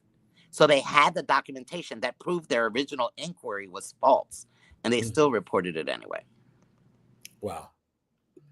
And the last accusation of the $2 million spent on food for adults at staff meetings and at retreats. Okay. we hungry and we eating. Actually, it was $2.8 million. This was the funniest one of them all. Maybe when I was principal at university, high school back in early 2000, I used to weigh 350 pounds. Somebody might have actually believed that could have been true.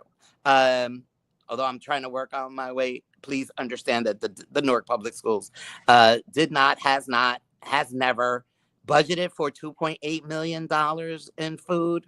We hungry for a better education. We hungry for a better future. We're hungry for that.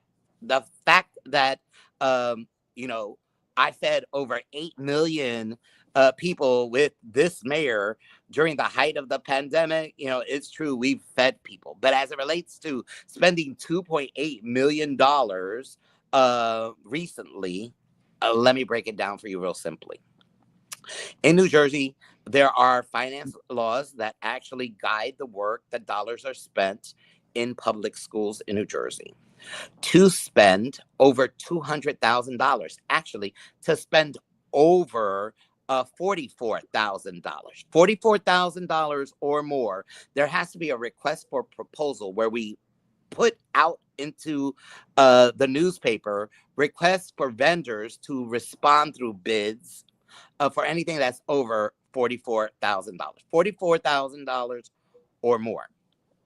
So the district has close to 45,000 students. We have 64 schools, and in order for any of the teacher-parent conferences to be addressed, we need a number of vendors to assist us in the process. So what did we do? We posted a bid, because if we only procure for vendors below 44,000, we know that the need is going to be greater than that. So we put out an RFP that's a request for proposal for $200,000. 14 vendors responded. Let's do the math. $200,000. 14 vendors responded. The board winds up, at my recommendation, approving all 14 of them. Yes, we could actually use all of your help. That doesn't mean that any of them will get 1 cent. It just means that the board has approved in case we actually need the services of these 14 vendors, that we would be able to do it. At no point in time did anyone say we were even spending $1 million in food.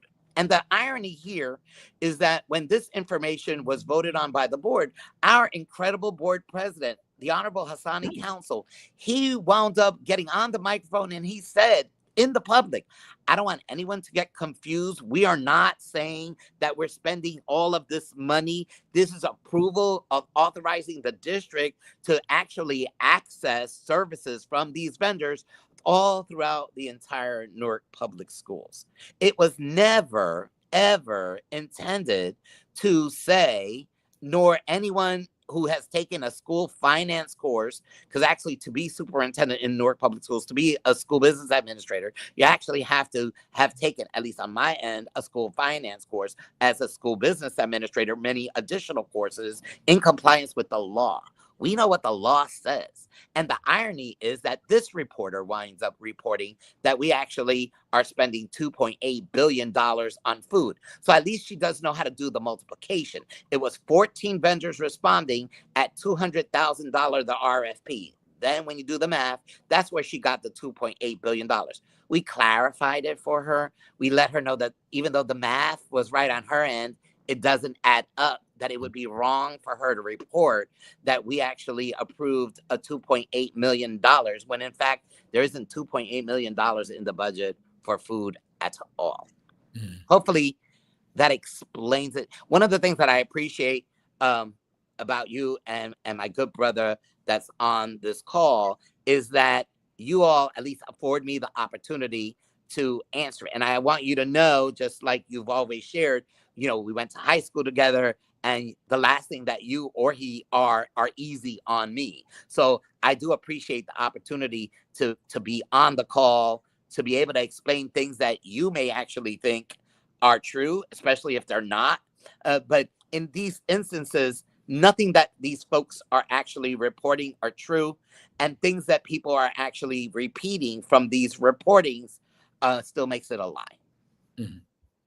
All right, thank you for that clarification, right? Like, and also in terms of how to read media, and especially media in about education education in Newark. I think that becomes really important. Uh, on the last part of this, right? Um, and this is something that always we started off with this talking about test scores, and I think that to some extent there has to be a clarification of what test scores are, what they prove, what they show, and what they don't show. Because again, and I'm going to go back to this because it's repeated not just from people outside of Newark, this is repeated for people inside of Newark. So there are a lot of people within the city who are saying, hey, Newark, third graders can't read, right? And they stop with that. And they take the results of one assessment, right? And they conclude that third graders can't read. Now you broke that down in the beginning and you were like, hey, we've done a series of assessments. That was one snapshot. When we actually looked at it, you were like, there were about 250 kids who could not read, or between 250 and 300 kids who could not read. It was, I think, 288 that year. Okay, and about 12%, right? Which is very different from the overwhelming majority of kids can't read. Yeah, it's a lot smaller than what people report of 81% of third graders can't read. Right. And when we have these test scores, and when test scores are often used to characterize a district as failing, I mean, ever since No Child Left Behind, the district is failing because X. What is it that what can we do? What can you do or how can you characterize or educate us in terms of what do these tests mean? What do they don't mean? And how can we better assess how we are doing in Newark? Yeah. So let's not confuse apples with oranges. The superintendent of Newark Public Schools is not saying, oh, and these scores don't matter. They are really important because we want to make sure that all of our students are meeting New Jersey's state standards and doing a whole lot more than that. We have curriculum in our schools. We want students to be meeting the expectations that we have established, that we have set. What would be interesting for you to know, I thought I had shared this previously, but our ninth graders finally broke the pre-pandemic level mark. So our students, after the pandemic, were performing much lower than before the pandemic. Mm-hmm. And last school year, the students that are our sophomores now, when they were in ninth grade, actually surpassed where we were in 2018. And that becomes an important pivot, and that occurred before 5 years of time. So it's a good indicator of the fact that we've at least moved in a very important direction. In Algebra 1, the percent difference is about 1.4 percentage points. So we're still 1.4 percentage points below where we were before the pandemic. And so number of factors obviously that are contributing to that, but it's moving obviously in the right direction. The amount of growth that we're seeing in our students, meaning what they did last year versus with what they're doing now, that is showing a lot. There's a lot of growth and a lot of promise. What New Jersey does, it looks at what our ESSA accountability categories. There are 9 of them all across every district in the state of New Jersey. And so we already knew, because what we're required to do is to report out student achievement progress once it's approved by the state within a certain number of days. So that's usually around August or September, where we share the student achievement data. And we do what I think is a thorough, perhaps needs to be even more concentrated on what does it actually mean. So we have a different conversation with the principals than we actually have with the teachers, because ultimately the teachers are the ones who have to understand what are the skills deficiencies that the test is saying, so that in fact we are assisting students the following year. So making sure that they have the data of the students of the year before so that they can address and meet their needs. Then what we've done is created benchmark assessments during the course of the year so that we can monitor, is the student growing during the year? Is the student progressing during the year? And then obviously they would sit for the state test. Again, the state test is usually in the fall. So indicators that are letting us know what is occurring. We have more students taking college level courses right now than ever before. Last school year, we saved parents over $14 million in the dual enrollment courses that the students are taking. We are offering 28 advanced placement classes, which are college level classes that the students are taking while they're actually in high school. And not only are there students taking these level courses, they're actually excelling in them. Just this week, I visited our middle school students at Essex County College. This is a program that I attended when I was a student at Hawkins Street School, where middle school students were taking college level courses. Dr. Yamba, the president at that point in time, I learned at a conference where he and I were speaking that he's the creator of this program called Instructions, Experiences, Exposures, IEE. So one of the things that I did with Dr. Boachi, who's the new president of Essex County College, is I asked him, I need a college partner to help move the middle school program. He agreed to do it. This week, I just visited with middle school students from across the city of Newark that are actually taking college level courses while they're in elementary school. That's an indicator of the work that we're doing. They were taking Algebra 1 in 7th grade. That means if they were to pass the state test, which is usually 9th graders in New Jersey, although some school districts are administering it to 7th and 8th graders, that we would have the first cohort of students that would be administered the Algebra 1 high school test in 7th grade, which means they would take geometry in 8th grade across the district, as opposed to it being offered in a particular school. So that's kind of where we're going at the middle school. There are many different assessments and programs that are rich within Newark that are that you're talking about in terms of advanced placement programs. You're talking about college courses that they're taking. You're talking about doing things in middle school, and we don't really hear about much of it. We definitely don't hear much of that in the reporting in the press in terms of what's going on. Sure. And I understand why they wouldn't want to share any of that, because that wouldn't fit what their agenda is. They have an agenda. We're clear on what it is. It has nothing to do with educating children or even worrying about the city of Newark.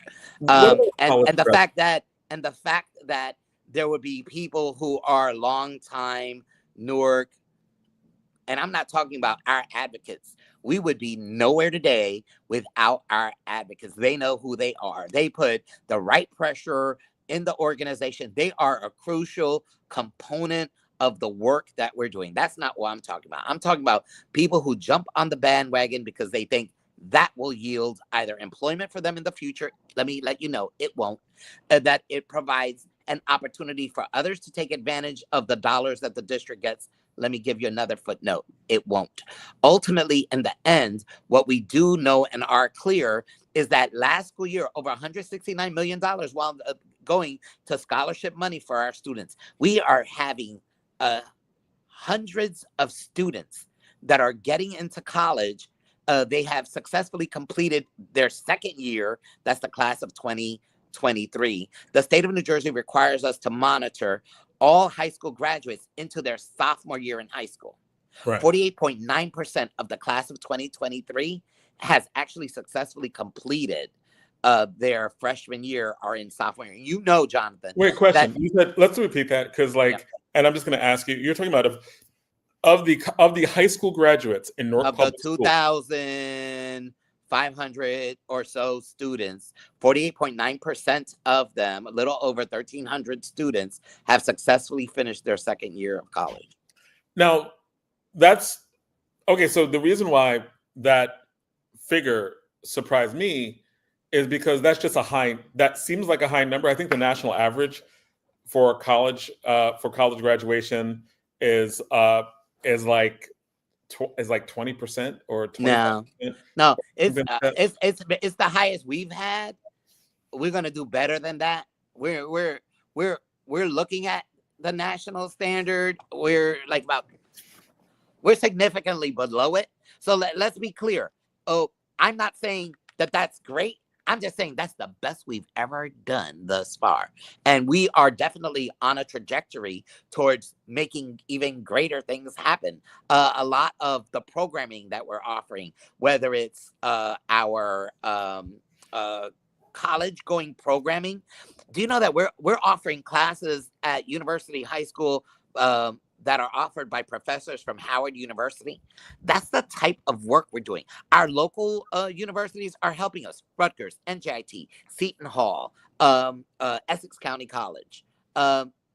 We're working hard and diligently. Kane University is one of our lead partners at one of our schools. So immersing our students in higher education is extremely important.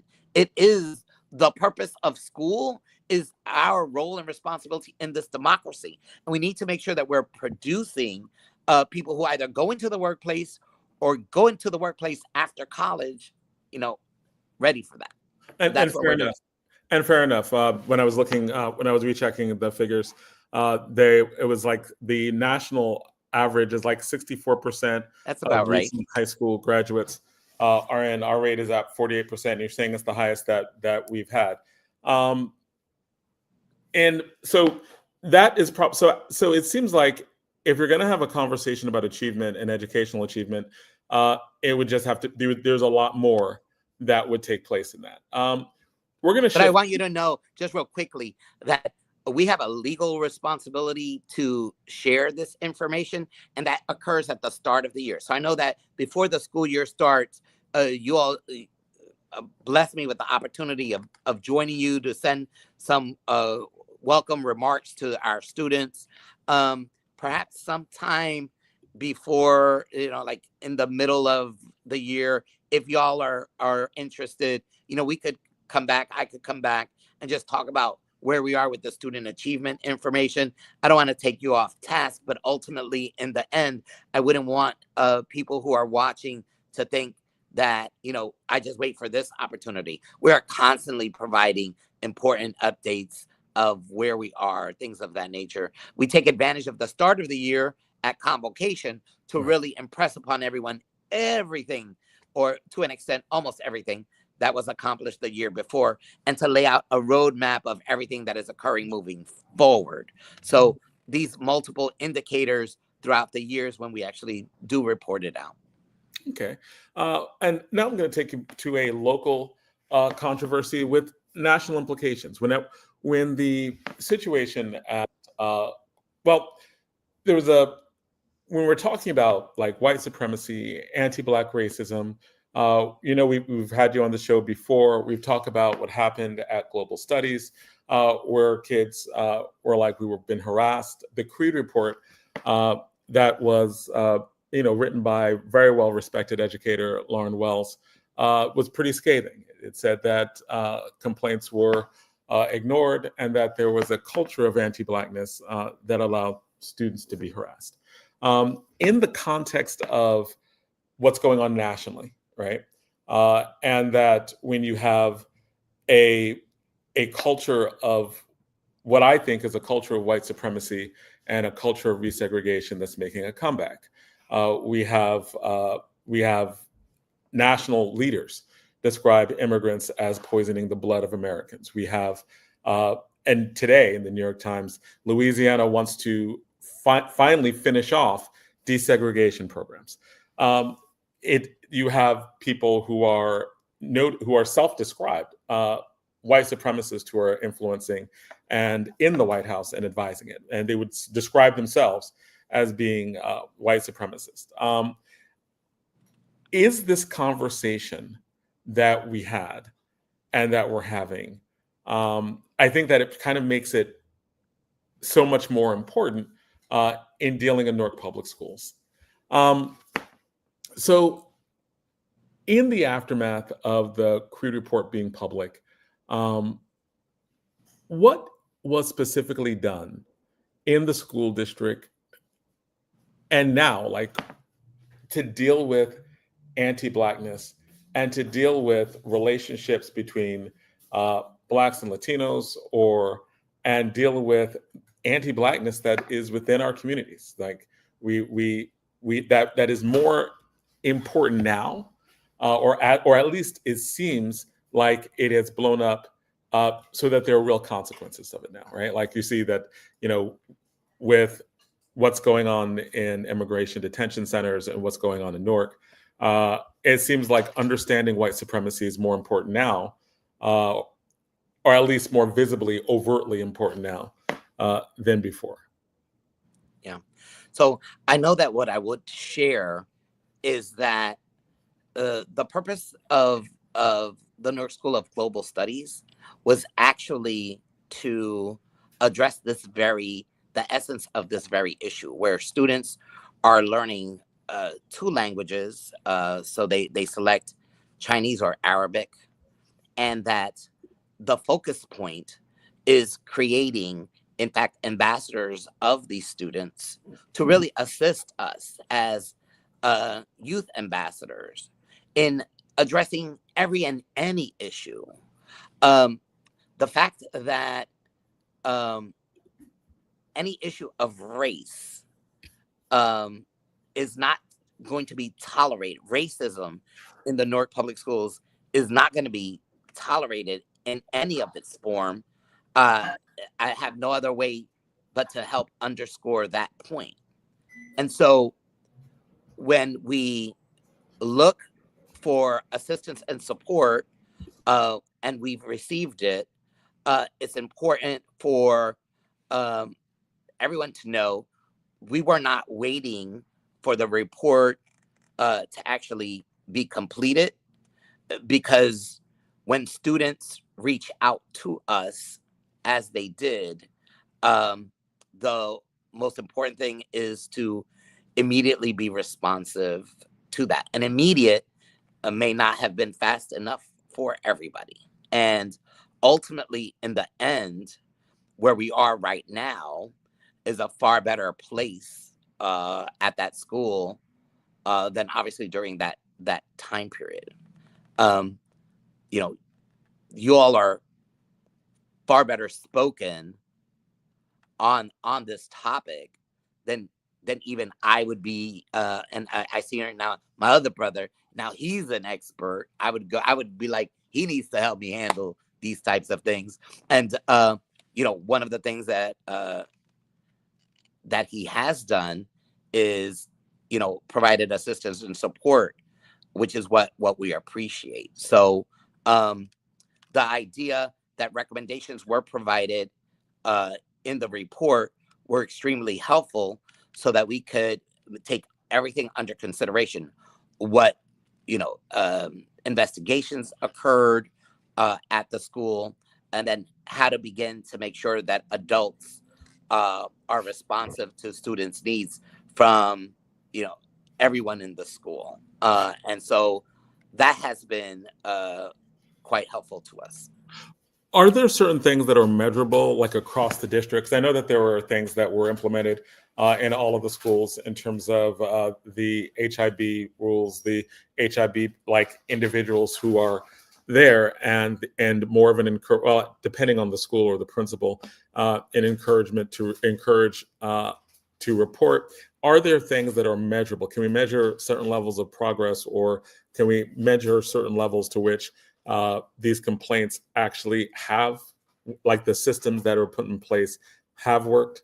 Yeah, so I appreciate the whole idea. So the district has an HIB coordinator for the whole entire district, and then there's an HIB specialist assigned at every single school.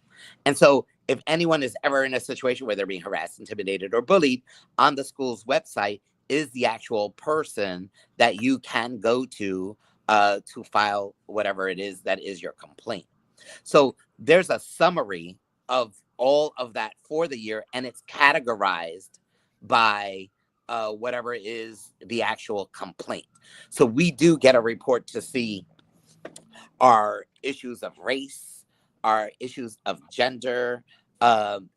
They are somewhat detailed for us to help guide us in analyzing it. What we're finding is that the idea that from those who report it, because then that becomes important. If a student is undergoing any HIV incidents and isn't reporting it, I implore them to make sure that they speak to an adult who cares about them at the school, to make sure their parent obviously is always aware of what is occurring, so that the proper documentation, investigations, and then actions occur if things are found to be untrue. You know, as we review that annually, and we're about to be doing that obviously for this year, you know, that becomes the indicator that we look to say, how good are we in fact doing? What training needs to occur differently? One of the things that we wound up doing this year, unlike every other year, is we provide professional development, obviously, to the adults responsible for providing oversight at the schools as it relates to this. We began to actually work with cohorts of students in our high schools to create leaders to assist us in this work. So we had a teen mental health conference at Montclair State University with a couple hundred of our high school leaders, which are students from freshman year to senior year. I targeted the students that are in the Superintendent's Council, which are students that are class presidents at every single one of our 17 high schools, and then the captains of some of our sports teams. So we took a look at our student leaders and said to them, we need your assistance in supporting your classmates in this work. Are they not going to adults? Who are the adults that they can go to?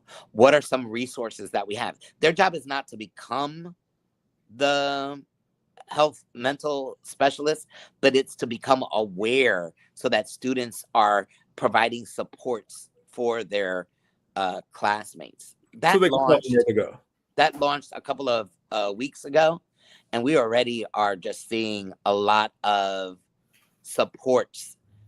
This month is when, in fact, there are different activities occurring each of the respective weeks.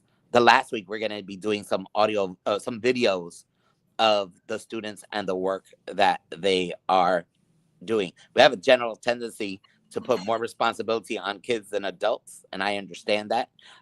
It's more of a both and proposition. We need to make sure that the adults are doing what they're supposed to be doing, but simultaneously, we need to be working with our student leaders to build capacity amongst them to be able to see something, say something, and actually have something done about it. As part of the fallback from this incident, right? There was news reports of board member and controversy about like trying to have them removed from the board. There has been a perception that could be retaliation. Do you think that was helpful? Did that impact the work negatively in any way? Or would it may have a chilling effect on people who would report? Is this something that is of concerning? How would you respond to that, given that there are a series of programs that you believe in, that you put in place? I think that the board continues to do actually an absolutely incredible job in moving policies to and for the betterment of all of our students. So I'm actually proud of that. I do think that their work is selfless. They are, people who volunteer their time, dedicate the number of hours that they do, all 9 of them. I'm really proud of every single one of them. The idea that we have a lot of work to do is undeniable. We have a lot of work to do, but to think that we haven't done and aren't doing great things in the midst of it all, I would want to very reassure everyone that, in fact, great things have happened and greater things to come. And Zaid, Donna, do you have any questions on this? Let me ask him. We got some stuff going on in this town that is cruel to our kids on the immigration front. While the national media is focusing on the arrest of our mayor, but people are just shaken up. Mommy comes to pick me up. Is she gonna get picked up? Right. I mean, what are you seeing? What are you doing? What can community do to help the morale of our kids as they feel threatened by virtue of this environment with ICE and the national government? Absolutely. And I was going to add more bluntly, because a lot of my students more were blunt than that. More bluntly, will ICE be allowed in schools? Because kids are asking that. Is the district working with ICE for parents? A lot of kids are asking that. A lot of kids are worried. I'm having kids who literally are leaving, right? Like they have, some kids have reported that they're going back to various countries because they are scared. So, or has ICE asked to come into school too? So have there been conversations where they've approached and asked to have access? Yeah. So, what I will say is this: that we have 5 core values in the Newark Public Schools. Not that they're in order of priority, because they're not. All 5 are equally important.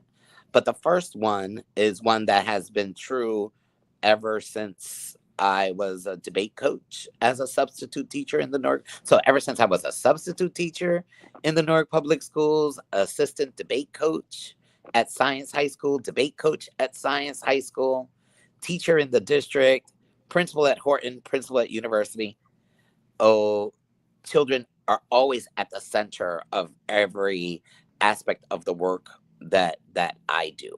And students that have engaged in, so it's making sure that everyone's aware that the most important way of getting an absolutely incredible education is being in school. That's the safest place for all students in the district at all times, all of them. I need them in school every day. I need them on time. I need them in our morning programs, in our afternoon programs, in my Saturday schools that we've implemented for students in grades 3 through 8 and 11th grade. I need them in our sports programming, in our clubs. I need them doing that. I do not need them at home. I do not need them afraid to come to school.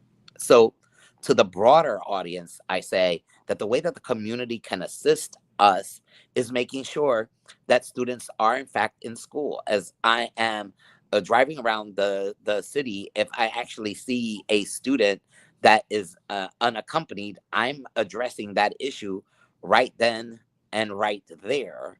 And I'm talking about anyone's child, regardless of the schools that they actually are attending. The priority for me is every child that is of school age is of a great concern to me. I worry about all of the 45,000 that I have, the kids that are at provider sites, the students that are in charter schools, the students that are in our Catholic schools and in our private schools as well. And so our school buildings are supposed to be the safe haven. If anything at any point in time beyond the school day occurs, students have asked me those types of questions. What do I do if I get home and no one's there? I want every student to know that every single one of our buildings, this not necessarily true during the summer hours, so I'm mindful of that, are open until 11 p.m. I want students to know that there's an adult at every single one of our schools for the most part that will make sure that we are all aware that they are good. The whole idea of what is occurring now and in the past is not that it's not important to me, is that I have to stay focused on what I have to stay focused on. And that is making sure that the parents are aware that we're working really, really hard at trying to do right by everybody's child. And that the way that we do our job better is by them not having them at home, allowing them to come to school, understanding that in the school, there are procedures that we have that protects every single child in that school from their health and safety to what they learn. And even again, more bluntly, that kids who are undocumented, and correct me if I'm wrong, kids who are undocumented are protected in Newark Public Schools. Adults are aware of this. I'm glad that you actually asked that question, and I'm sorry that the computer actually didn't work as well as I wanted with this streaming line. So I am on the phone for you right now. All of the documentation that we actually have on all of the students, there's certain documentation that we don't get, that we don't ask. I don't have a report that says this student was born. I don't have a report that says this student just arrived from wherever, unless they self-report that kind of information when they actually enter in our respective schools. Do we know if students are not residents? We don't go into their family background to get any of those details. The way that the law in the state of New Jersey works, if you are of school age, you're supposed to be in school. My job is to make sure that all of those children are in school. It doesn't matter how tall they are. It doesn't matter if they were as chubby as I was when I was little. It doesn't matter if they're Black, Hispanic. It doesn't matter where their parents were born. It doesn't matter where they were born. The honor that we have is that they were born and are in our schools, and we have to educate them and do a really good job of that. Okay. And Zai, that answer your question? Because I know that we're on, and Superintendent, I know we're almost limited in terms of time, but there's one thing that I want to give you a chance to, or one level of questioning that I want to give you a chance to answer, and that is about like all of the new building stuff, right? When we're talking about. Oh yes. So Donna. Donna, it's a little. I know you're on, but it's hard to hear you. So. Can you hear me better now? You were a little muffled, a little better, but you were a little better. A little better. These headphones. All right, Superintendent. Do we go back? You know how you have core classes, so we can get everybody to understand what's going on.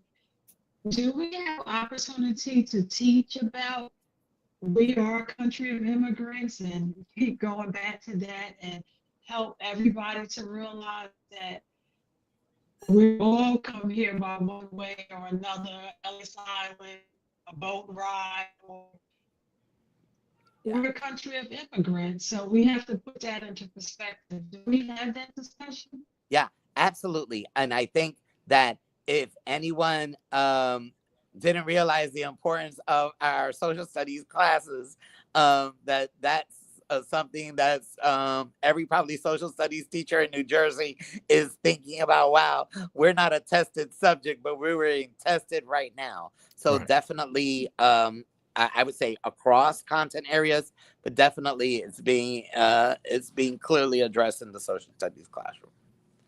Civics is extremely important. I heard, before I got on the previous presentation, you understand that Newark Public Schools actually ended all of its civics curriculum during the whole process going into state operation. So to rebuild all of that, part of what I'm doing, and I know you were talking about the new buildings, I'm actually doing a lot of rebuilding of a lot of things that were good in our district that are actually coming back. And possibly that's right. Now, one of the things that you pushed is vocational education. The School of Architecture and Design is going to open, I believe, in September. Newark Vocational opened a few years ago. Many critics are like, hey, why focus on vocational education? The focus should be college. What do you have to say to that? And is vocational education going to expand more than Newark Vocational and more than the School of Architecture and Interior Design? Yeah, I was gonna ask you, and not on the call right now, but I'm taking advantage of the call. I'm gonna try and look at your Rolodex to see. We need to go to the positive people in your Rolodex, because you keep going to some like angry people in your Rolodex. It's like you don't got nobody in there that has anything nice to say. So you know what? It's not about going to college, and it's not about starting a career after high school. It's about doing both. It's a both and proposition. We need to make sure that the students that are graduating from high school are ready to work. That's the bottom line. Some of them will be ready to work after high school. Some are gonna. Some will be ready after college for that career. Some will need an internship in the process. Some of them need an internship in high school because they're earning an industry certification that is allowing them to actually get a job right after high school. We have a group of students that are actually in a 2-year program. It's called AIM. It starts their senior year, and it ends 1 year after they've graduated from high school at Teterboro Airport. All of the students that are in that program, there were 13 in it last year. Those 13 students are guaranteed an $80,000 job right out of high school. Wow. $1,000 job. Jonathan, you already know that we went from the 2-bedroom apartment my 3 sisters, mom, and I lived in to the house that I had to get my mom because she was most deserving of it. And we had an issue where there was a plumbing problem. And I was like, what do I do now? I've never had a house. It's always the landlord who handles it. So remember, from birth to, well, actually from a year and a half after my parents divorced to 18, oh boy, did we have it super rough. My mom would be the one who handles everything. But I was like, what do I do now? I got a plumber. The plumber was there for 10 minutes. It was $125. I was like, okay. And you know what he said? I didn't graduate from college. I was like, okay. So the idea that there are career opportunities for our students is extremely important. No one should be thinking that we're downplaying anything. We're increasing our offerings of college level courses, and we need to make sure that the career and technical education components that are available to students are afforded to them. And we can't wait until later. We have to do that while they're in high school. Yeah, some people said that when they had known that they could make so much money as a plumber or so much money as an electrician or a carpenter, then that might have led them away from other things that were not as good for the community. As a matter of fact, one of the people, Rahman Muhammad, I believe, who was the deputy mayor now, actually is the person who said that. Because he had no idea that there were so many things that you could have a solidly middle-class salary, a lot of money for someone who's 18, 19, 20 years old, and you could do that right out of high school. There are slates of new schools scheduled to be built and new buildings. I think that there are more new schools that opened up in Newark in the last 5 years than I believe at any time in my lifetime. In such a short amount of time. We have a Michelle Obama School. We have the School of Data Science and Information Technology. We have the Newark School of Fashion. And there's even going to be a new media high school that is in the work with Lionsgate, or like they're hearing rumors of that too. Talk to us about the future. Oh my goodness. Oh, how bright it is. We have already, first of all, from 2015, in the last decade, our enrollment has increased by over 10,000 students. So please understand this. A study that was conducted by the Council of the Great City Schools of the 78 largest urban school districts in America, there's only one school district with over 12% student enrollment growth the year before the pandemic, October 2019, to a couple of years after the pandemic, October 2023. Who's that school district? The Newark Public Schools. The greatest student enrollment growth of all of the largest urban school districts in the country. Absolutely The country? incredible, in the United States of America. So of that, I had to, as a result of that, the enrollment, I've opened 10 new schools since my start. Actually, since the second year that I started in this role. So we've opened up 10 new schools. I'm opening up Newark School of Architecture and Interior Design. That will be a new school, in a new high school in the East Ward. Students there will study HVAC, electricity, and to be plumbers, as well as architecture. And students, regardless of what they're studying, would actually be able to get a real estate license during that time period. That school will be opening up September. It only has seats for 240 students. I had about 1,300 students apply for that school. The school that you're talking about, New Media High School, will open up in the Dayton Street area. Everyone knows that, in fact, the Dayton Street projects have been knocked down. Lionsgate will have 6 stages where they will actually build movies, create movies on the sacred ground there. So Dayton Street School will reopen as New Media High School. That will be the next high school that we have. I want you to also know that there are 13 replacement schools. The state of New Jersey has allowed the district, I want to say allowed the district to replace 13 schools that were built before the 1900s. We actually have 14 schools that were built before the 1900s. They're only allowing us to replace 13 of them throughout the city of Newark. So that's going to be forthcoming as well. So a lot of work that is underway with regards to, we've spent over $300 million in repairing a lot of our facilities. I already shared at the start, Lafayette Street School was opened 10 years before Abraham Lincoln became the president. We have many old schools in the city. Even some of our newest schools also need some attention, some love, some support. We have $50 million across our schools where we have purchased new classroom furniture for our students. I think you have just cut out. And I just, all right, so if he can hear, if you can hear us, I think the phone might have actually gone off. I will when he comes back in. I will get him back in. So Jonathan, there was another young man trying to get on. We've been having issues with the link. Is Jules in the background? No, he's not in the background. Not background. Okay, all right. You may have lost. Make sure that he's using the actual StreamYard link, because on the stuff that we send him, there's the Facebook, there's the Facebook, there's YouTube, and then there's the StreamYard link, which is how he comes in. All right. I think that his might have died before we got. Oh, good. He's back. Hello? Yeah. So I had to jump on another phone. That lets you know. And I apologize. This was worse than the other one.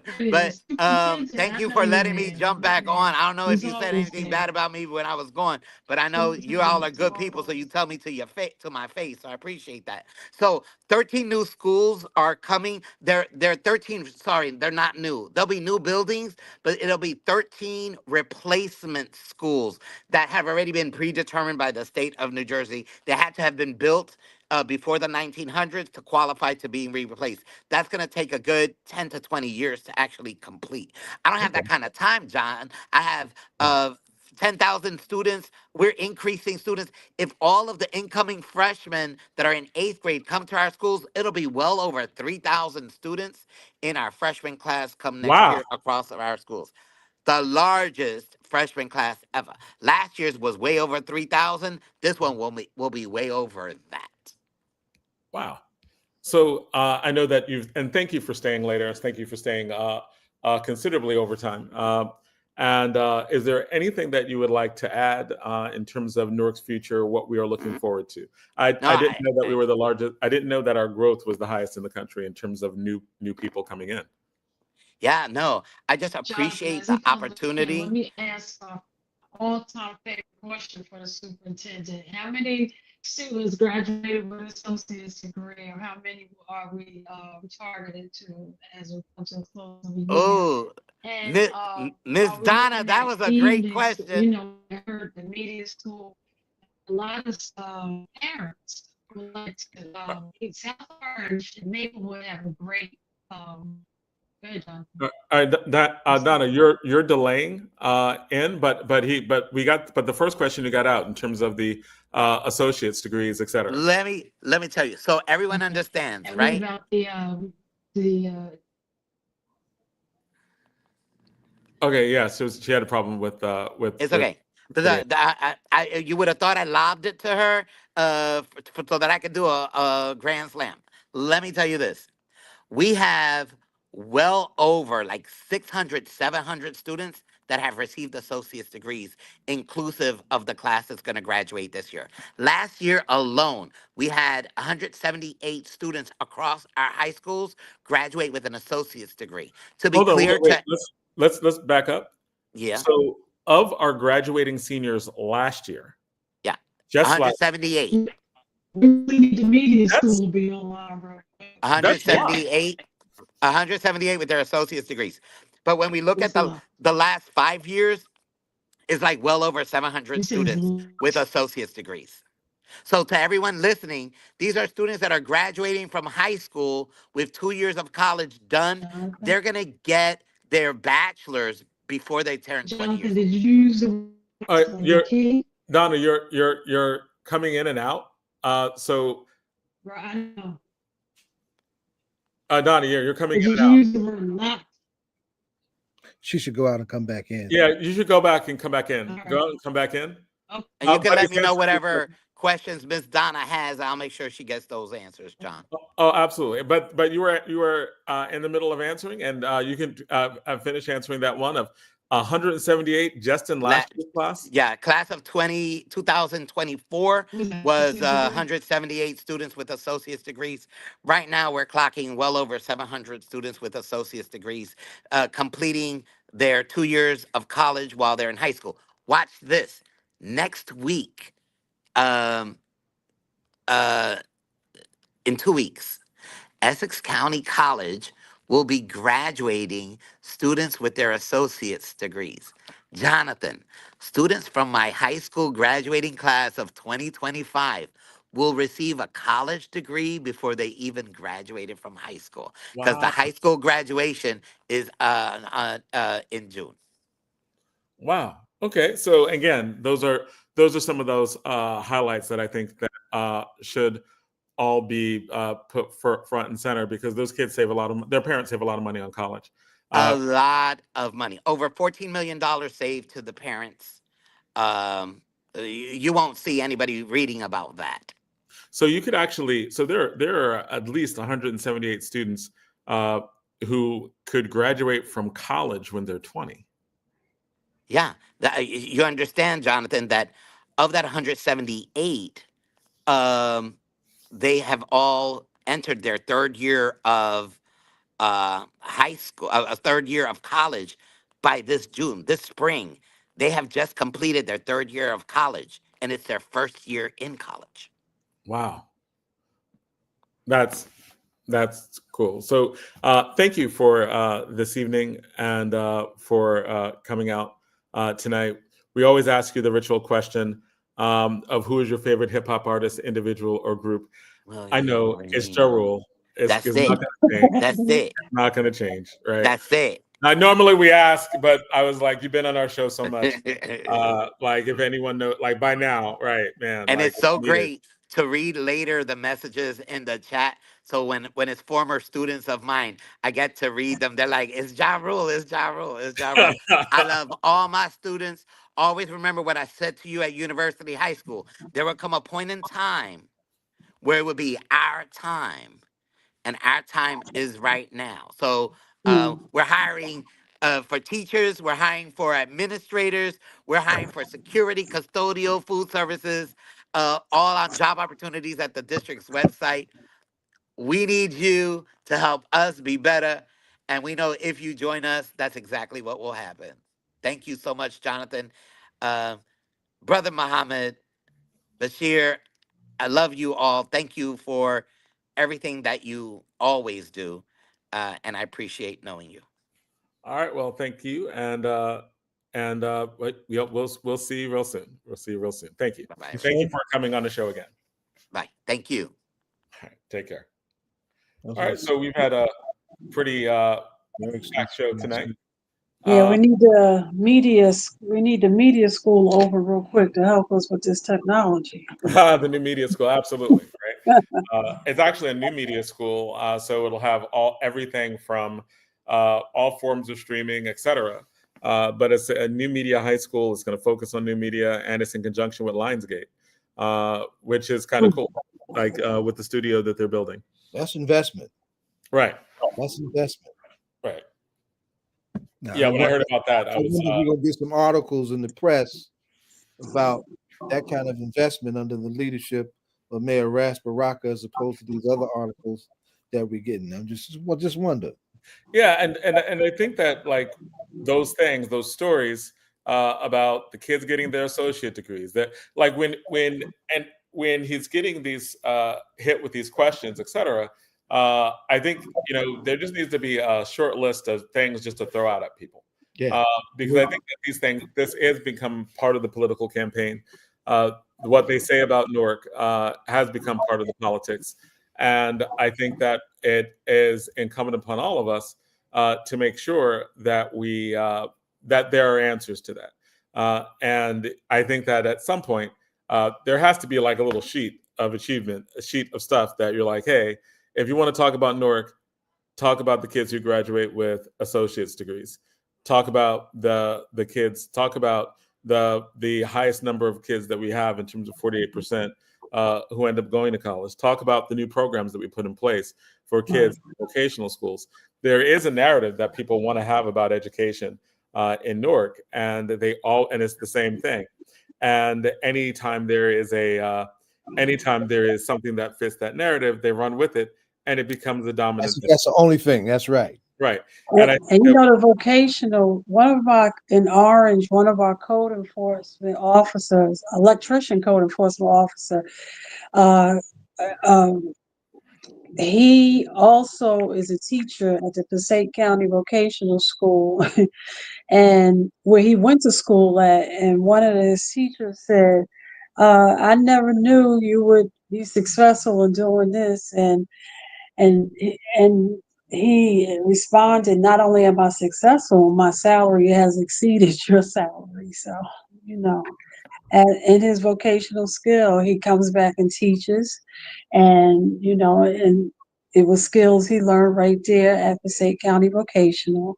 And till this day, he's one of our electrician code enforcement officers, and he's a vocational educator, and he has his career as well. So testimonies are just are beyond, and all of this building going on. Why wouldn't we want vocation? Who do we think is going to work on this job? Right. Yeah, I never understood people who dog vocational education. Zaid, our next guest, are they still having trouble getting in? I think we lost them. I think we lost them. I'm not hearing anything back from this young man. I think we lost him. I feel bad for them. First, I think it was just a glitch with his email handle. I fixed it, and then I sent the link in the text, and I just haven't heard back from him since. I haven't been able to get him on the phone at all. I think we lost him. So we want to apologize for that, and apologize to them. I don't know if they'll ever get a chance to even look at this, because they're brand new to our experience. Right. And I wanted to have them, of course, to have a good experience, like we want all our guests to have a good experience.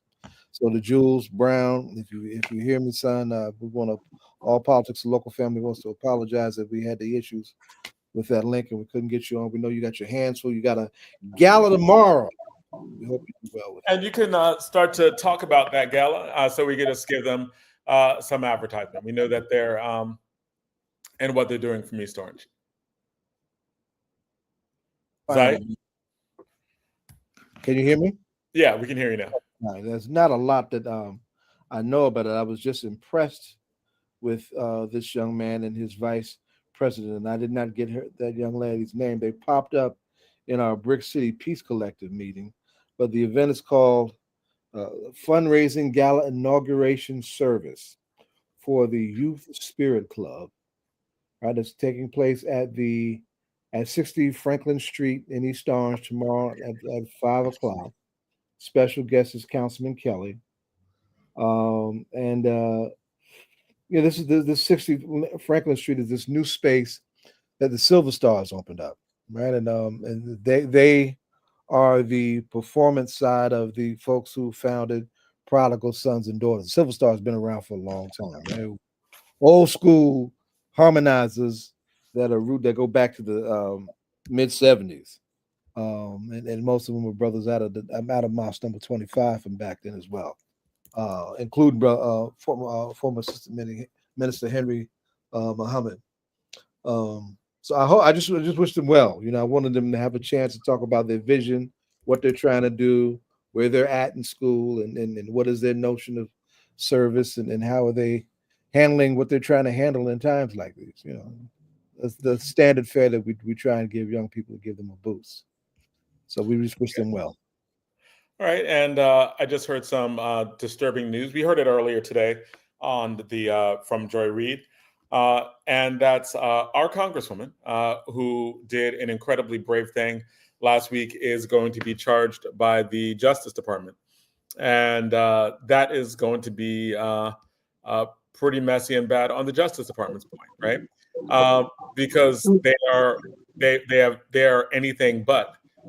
At this point, when I was looking at when I had not heard the news until Joy Reid talked about it, but apparently Donald Trump's former lawyer said that Alina Habba is planning to file federal charges against the sitting congresswoman.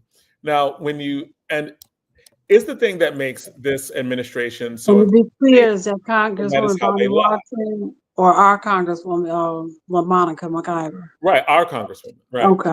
And the thing that makes it so egregious is that we see the pictures, right? We saw the video. We saw them come out and attack the mayor. We saw them come out and attack the Congresswoman, right? Like, to try to get to the mayor. We saw her literally standing up and putting her body between them, right? And that is not in any way anything but her standing up. They attacked her. They would try to go through her to get to him in an unlawful way, right? Like, that was just aggressive. And for them to be like, oh, now we're having charges. They should never have had the power of law, because essentially what Trump has ended up doing was getting people who have the same penchant for lying that he does, and the same penchant for just wanting power for its own sake as he does. And they're playing a very dangerous game at this point when they do this, because it essentially sets up a Justice Department that you can't even trust on a basic level. Like, not even a little bit. Not even like they're literally lying to try to incarcerate someone, to try to a congressperson, elected officials now. And if they could do that to Congress people, and they're doing it, because if they could do it to Congress people, if they could do it to the mayor, they could do it to, and that is what they believe can and will happen. All right, Donna? And also a Congresswoman who was coming to see a facility that they clearly have oversight over, that to come and to review the facility, to make sure that it's habitable. Mayor Baraka clearly said some things. It has been unused for quite some time, and standard code law that when a property is unused for as little as under a year, it reverts back, and then you have to go through a permit process to apply and do certain things and to make sure it's habitable. And for the video that was shown, that Mayor Baraka had been there for some time, and it didn't escalate until it did escalate, and then they caused the escalation and everything. And what Congresswoman Monica McIver was putting herself between those agents and Congresswoman Bonnie Watts Coleman, who they were just manhandling, and Right. she was clearly saying, "Do not touch her." Right. You know, You have an 80-year-old woman, an 80-year-old congresswoman that they Right. are absolutely disrespecting. They assaulted, like they're just like the Justice Department have become gaslighters. hmm Like they assault and then they charge people with assault. right. And you had looked at all the video before. Mayor Baraka had been standing there waiting patiently, and like he had said in one of the reports, he comes to try to get into the facility to make sure certain things are going on. And then also, I think yesterday, there was a report that they had all of these beds that were empty. So now you're looking at, they're going to go try to, they're not opening the facility based on the need. They're opening the facility, then they're going to go just try to fill the beds based on what they say is a need. And the need has not even, I think they plan on filling them up. Right? oh yeah, definitely. I think they plan on filling them up. I think they have the beds because they plan on incarcerating a lot of people. And I do not think it is limited to people who are undocumented or people who are not citizens. I think that they have shown, like with the case of the congresswoman and the case of the mayor, they have shown that they are absolutely willing to incarcerate people. They're willing to arrest people, American citizens, off of baseless charges.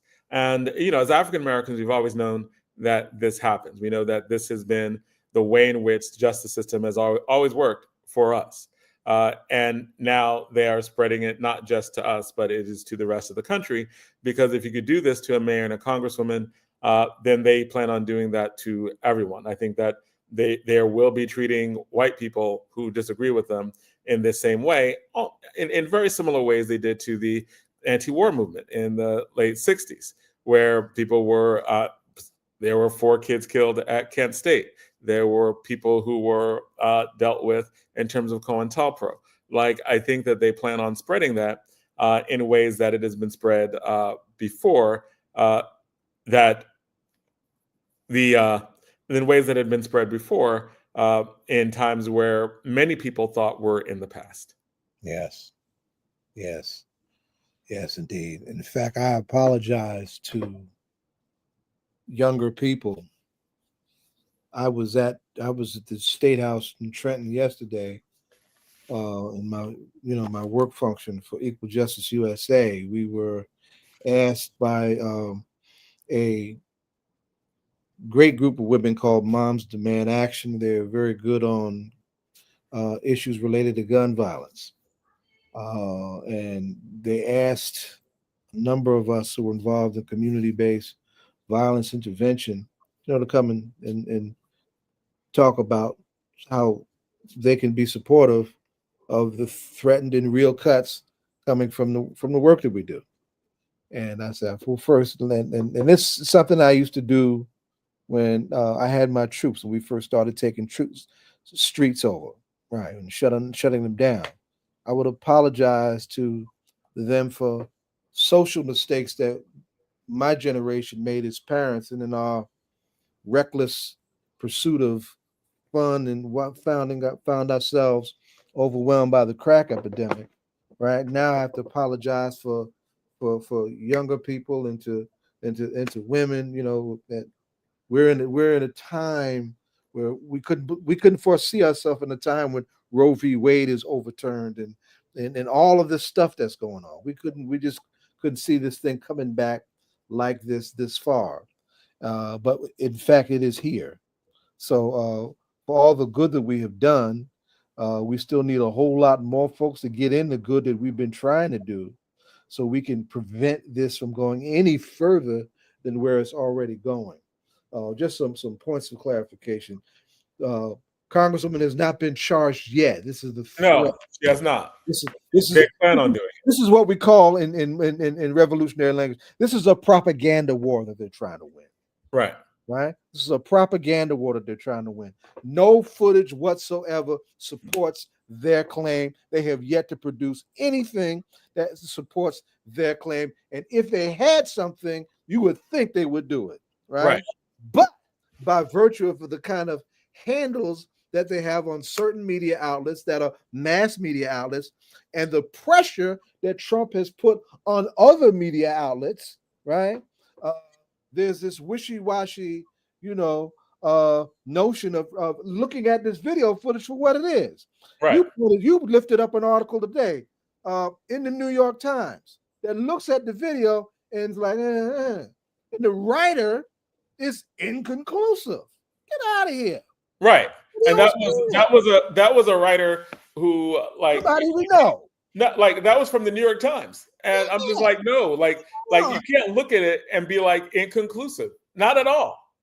Oh my goodness. That's like it's inconclusive if the police beat Rodney King. We don't know. That's how Trump won. We don't know. What do you mean when I say that? Right? I was, our white folks. Trump ain't the only gaslighter. America was built on its gaslighting the world about race. Right. The greatest gaslighter of all time is the U.S. umpire on the question of race. Mm-hmm. This is nothing but a redo. And we have media officials, media entities, in the comfort of and privilege of their whiteness, who can play games with that footage. Their lives are not on the line. Their careers are not on the line. Right. Their safety is not on the line. Their freedom is not on the line. Just the image and the position of where they're at doing their thing, and they don't care. And they make sure it's not more of them voted for they go away from somebody else. Right, because not offending is more important than telling the truth. My God, it's ridiculous. That's not objective reporting. That's not objective. I don't know why. I don't even know why. Can someone explain to me? Maybe Ed Riley's more reasonable. Can you explain to me why I'm here with these rebel rousers complaining about all of this CRT and wokeness? Can you explain to me why I'm here? I really don't know why I'm here because we would say to you back in the 60s, boy, your little colored ass is woke. We were saying to him, wake up, everybody. Look, y'all, I don't even know why. Listen, you know what? That's why that plantation burned down today, because they wrote that bad story. That's what happened. That's my belief. I don't know. That's what I won't talk about. Every time they lie, something incredible happens that you'd be like, what? And that's what not even one of the newer plantations, not one of the older plantations. That's only been around since about 1859. But one of the things that we want to be careful about too is to the ground. Yeah, right on to that. I told these white women, I said, look, because they mentioned my, background with the party and all that stuff. I said, damn, they pulled out my most radical aspects of my bio. I know they're scaring these white women to death. I said, let me try to figure out how to talk to them so they don't walk away from supporting our crew. I said, look, dog, somebody mentioned the Black Panther Party in my head. Zaid, I think you went out. All right, Zaid, I think you went out, and I think what I'll say, I guess, piggybacking on my wokeness, on my beloved uncle is, I think that the reality is we're always looking for these strategies that don't exist. We want to believe that there's some world where there's rational discourse that can take place, where people can, reason with one another, and we can have these logical conversations around race, racism, imperialism, whatever. But the truth is that has not ever existed, and it will not ever exist. And until Chris, let me ask you a question. While your president is discussing getting this new jet, did he discuss about coming to the table about New Jersey Transit. Have you heard anything about that? He not. I don't know why you say he my president. That's y'all's president. Have we heard anything? I mean, to see the train my track state, not my home moving. state already has a black governor. Hey man, we trying to get one in New Jersey. Let's let the record show it reflect. I'm trying to get his behind and stop being wonky and sign the reparations bill. He's trying to. He's trying. The truth is, I think he really deeply wants to. I think he's trying to figure out if he can do it and win re-election. They always, I mean, reparations is, we don't care who the hell the governor or the president is. I mean, neither. For And just for the record, my state at least got a bill like that on the. No, I'll leave it alone. It's fine. I move on. I forgot. You're right. Did y'all hear my pastor today defending our future governor? Yes, as I did. The good Reverend Dr. Jamal-Bryant. Did y'all hear? He's from Baltimore too. Jamal-Bryant. Oh, I just want to let the record show. It's a good day for Baltimore. It's a good day. Well, and Jamal-Bryant, who used to spend a lot of time here in Newark at St. James. Yeah, Jamal. And let the record also show and reflect. We're doing really well. Our mayor is still at work. Y'all pray, because our mayor. Well, Chris, we're trying to send your governor to the White House. Yeah, listen. I need like 3 big elections real soon. Just 3 big ones. Unfortunately, Baba Zaid, I know you want to talk to Miss Ann and Miss Karen and you want to make. I know, Baba. That was actually a very odd phenomenon for me. I know you, and it's okay. It's okay. You are not the first Black Panther who's attempted to talk to a white woman. Have rational discourse with a white woman. I know. I really understand. And Jonathan Alston's wearing this pink. That's usually his diplomatic color. I've seen it all over the country. Now this is I understand. Colored punditry here. And I'm a reasonable, and as the reasonable African American on this panel, I understand where you people are, where you are. I guess we needed that levity. But I do think that we have to give up this notion of rationality. Like it's not going to happen. What do you mean by that? Give up this notion of rationality. If you can look at what's going on in Gaza and come up with, well, this isn't really a war and it's bilateral. That's what I'm talking about. If you can be like, well, I mean, Trayvon Martin, why was he running? If he didn't do anything, why was he running? If you can really come up with these kind of analyses, we can't have a conversation. Yeah, somebody said that police wannabe white man Zimmerman made almost $300,000 from the gun he used to kill that. Yeah. So if you have that on us when we put out that we wanted him in custody. We put that wanted sign out on his line. Yeah. So what I'm saying is those two things are diametrically opposed and will never be able to meet in the middle. We want to believe that there's some middle, and the middle has never existed. You're either an abolitionist or you're pro-slavery. You're either for full civil and human rights or you're not. If there's a word like well or but in between any of your stances on these issues, we cannot meet there is no rational discourse to be had. If you saw the George Floyd video and you said, it was the smoke that killed them, and what about the drugs in the system? We can't have rational discourse. There's no middle ground to be had. Right. There's a groundswell to try and get his federal charges pardoned. I'm sure there is no one more time. There is no rational discourse to be had. Yeah, the Confederacy is trying to rise again. There was a political scientist I built a great relationship with. He passed about 5 years ago. Name was Joel Olson. Wrote an article about fanaticism. He was saying, and he did a study, a rhetorical analysis of the discourse between the abolitionists and the Confederates, and is saying, look, they're fanatics. We need to be fanatics too, just fanatics for justice. Right. Anybody who witnessed, Dr. Bryant said, you should stand out in front of all the churches should stand out in front of a target for 9 minutes and protest in acknowledgement of the fact we coming up on the anniversary of George Floyd's horrible assassination. Right. So at the end of the day, there's never been a rational middle ground. There's no such thing as centrism. That's not a thing. You mean Democrats are not centrist? Yeah, and the only way you can even spell the word central without an L, okay? And that's all you're getting in these elections is L's. All right? If you want to bring somebody to the table that's somewhat, sort of, kind of, wishy-washy, you're never going to win. Yeah, I pray for you, Democrats. The time of the handshaking, working across the aisle, that's over with. Dead in the water. It's over.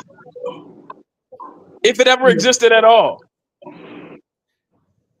Because when we're agreeing on the handshake, then we're handshaking on how to sell you out. Because how is it in my lifetime that I get to be grown before we get an anti-lynching bill? How that work? I mean, even a cursory look at history. Why is it something that's just common sense, if you will? You know, like common to whom? It's that's right. I don't think that there's this. I don't listen. The only saving grace of what happened in the presidential election. Y'all remember we had all our friends on here, right here on All Politics Are Local, and they was like, "Oh, you don't know about the coalition," and all our friends.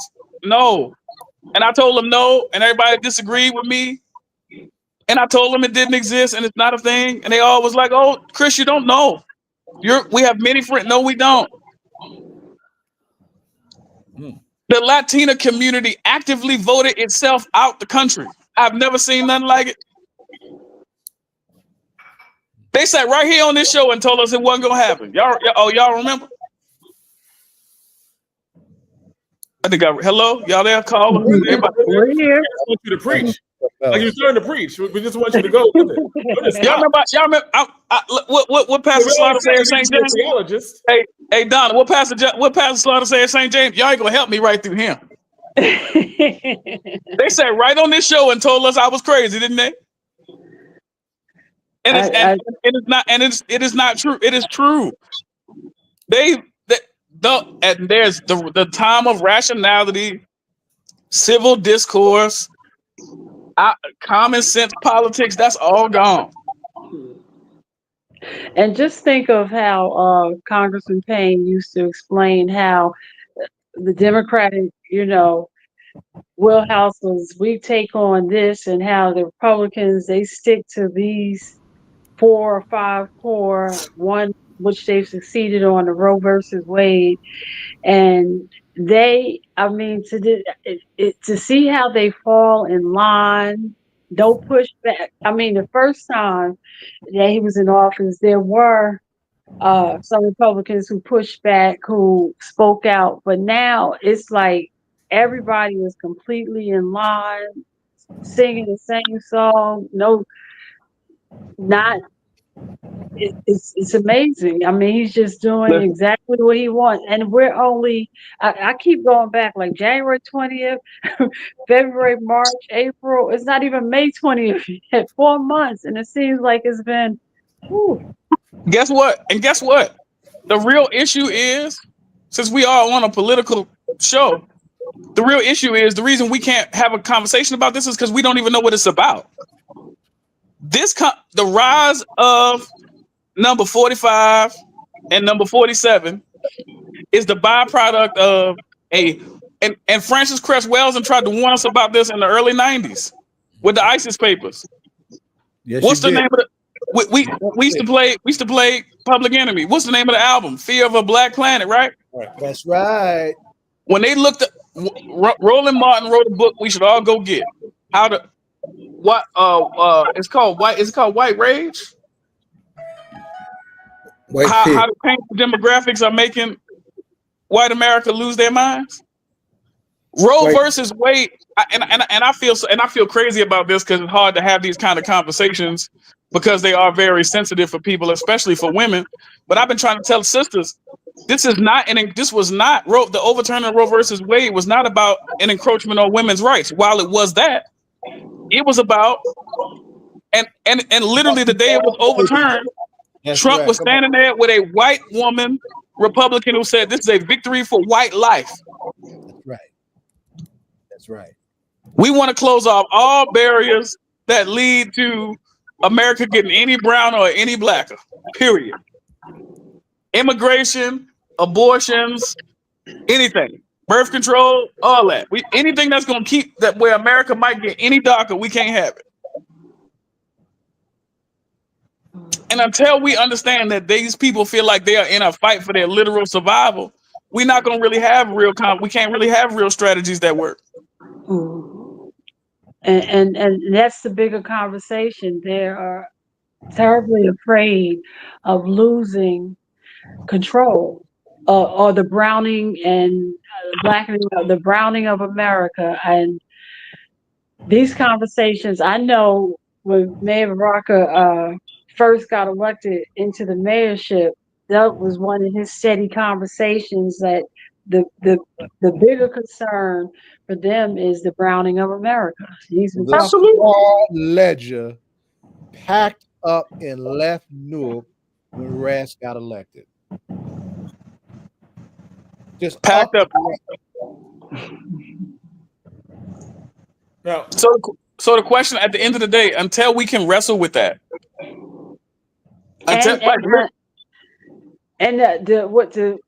we talked about the South Africans who they just let into the country. Now you know what Elon Musk was working on. Now you know what it was about. There you go. Mm-hmm. Listen, at the end of the day, they want anything white. If it's white, it's all right. Please bring it. Mm-hmm. And the reality is, until we understand that these people are operating from under the auspices that they are fighting for their very lives and the survival of their lineage, we are not going to have a real conversation. This ain't about politics. That's right. There ain't nothing rational about it. They're going to be straight. The things that you just keep hearing, you hear, what's the Amazon just paid? Is it $40 million for the First Lady's story? Her life story. Who? Michelle Obama? No, the ones that's there now. Oh Lord, yeah. Mm-hmm. Speaking of the American dream, woo.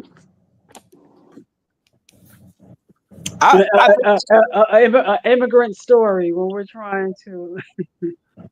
Well, we're not. The problem is like until we got to be able to have a real conversation. Who came on an Einstein visa? That's how it works. The question is, what is it about?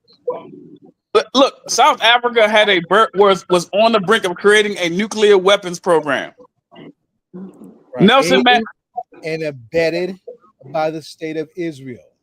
Nelson Mandela won the election. They was like, nah, we good. We cannot have no black dude in charge of no nukes in Africa. That can't happen. And they nixed the program before he could take office. And that's at the heart of the hostility toward Iran. So when it comes down to it, that's what it is. And until we can really deal with it, until we can have political strategies and conversations that operate from that premise, they never going to work. I told these white women, I said, look, and I was this Panther back. Look, it's always a bad way to start a sentence. Yeah. Hey, Baba Zaid, for the next 100 years, don't lead with "I was talking to this white woman." No, just don't do that. I'm trying to explain it to you, though, right? Don't lead. I'm just saying, you started a sentence like that, everyone starts. But Ed Raleigh leaned in and said, "Where is this going? What is about to happen?" This is an organization of white women. That's what I'm talking about. Okay, that's even wow. And who have been supportive of what we do, right? Okay. But the way I was, all right. I was scared the hell out of them. So I'm trying to reel them back into this conversation because our folks doing this work need the support, right? Take John Austin with you next time. He's a mess. He's Wow. very. You're absolutely right. But I think Freedom Summer '64, right? It was one of the most important things to happen to the Student Nonviolent Coordinating Committee. And I was explaining to these. I said, you know what?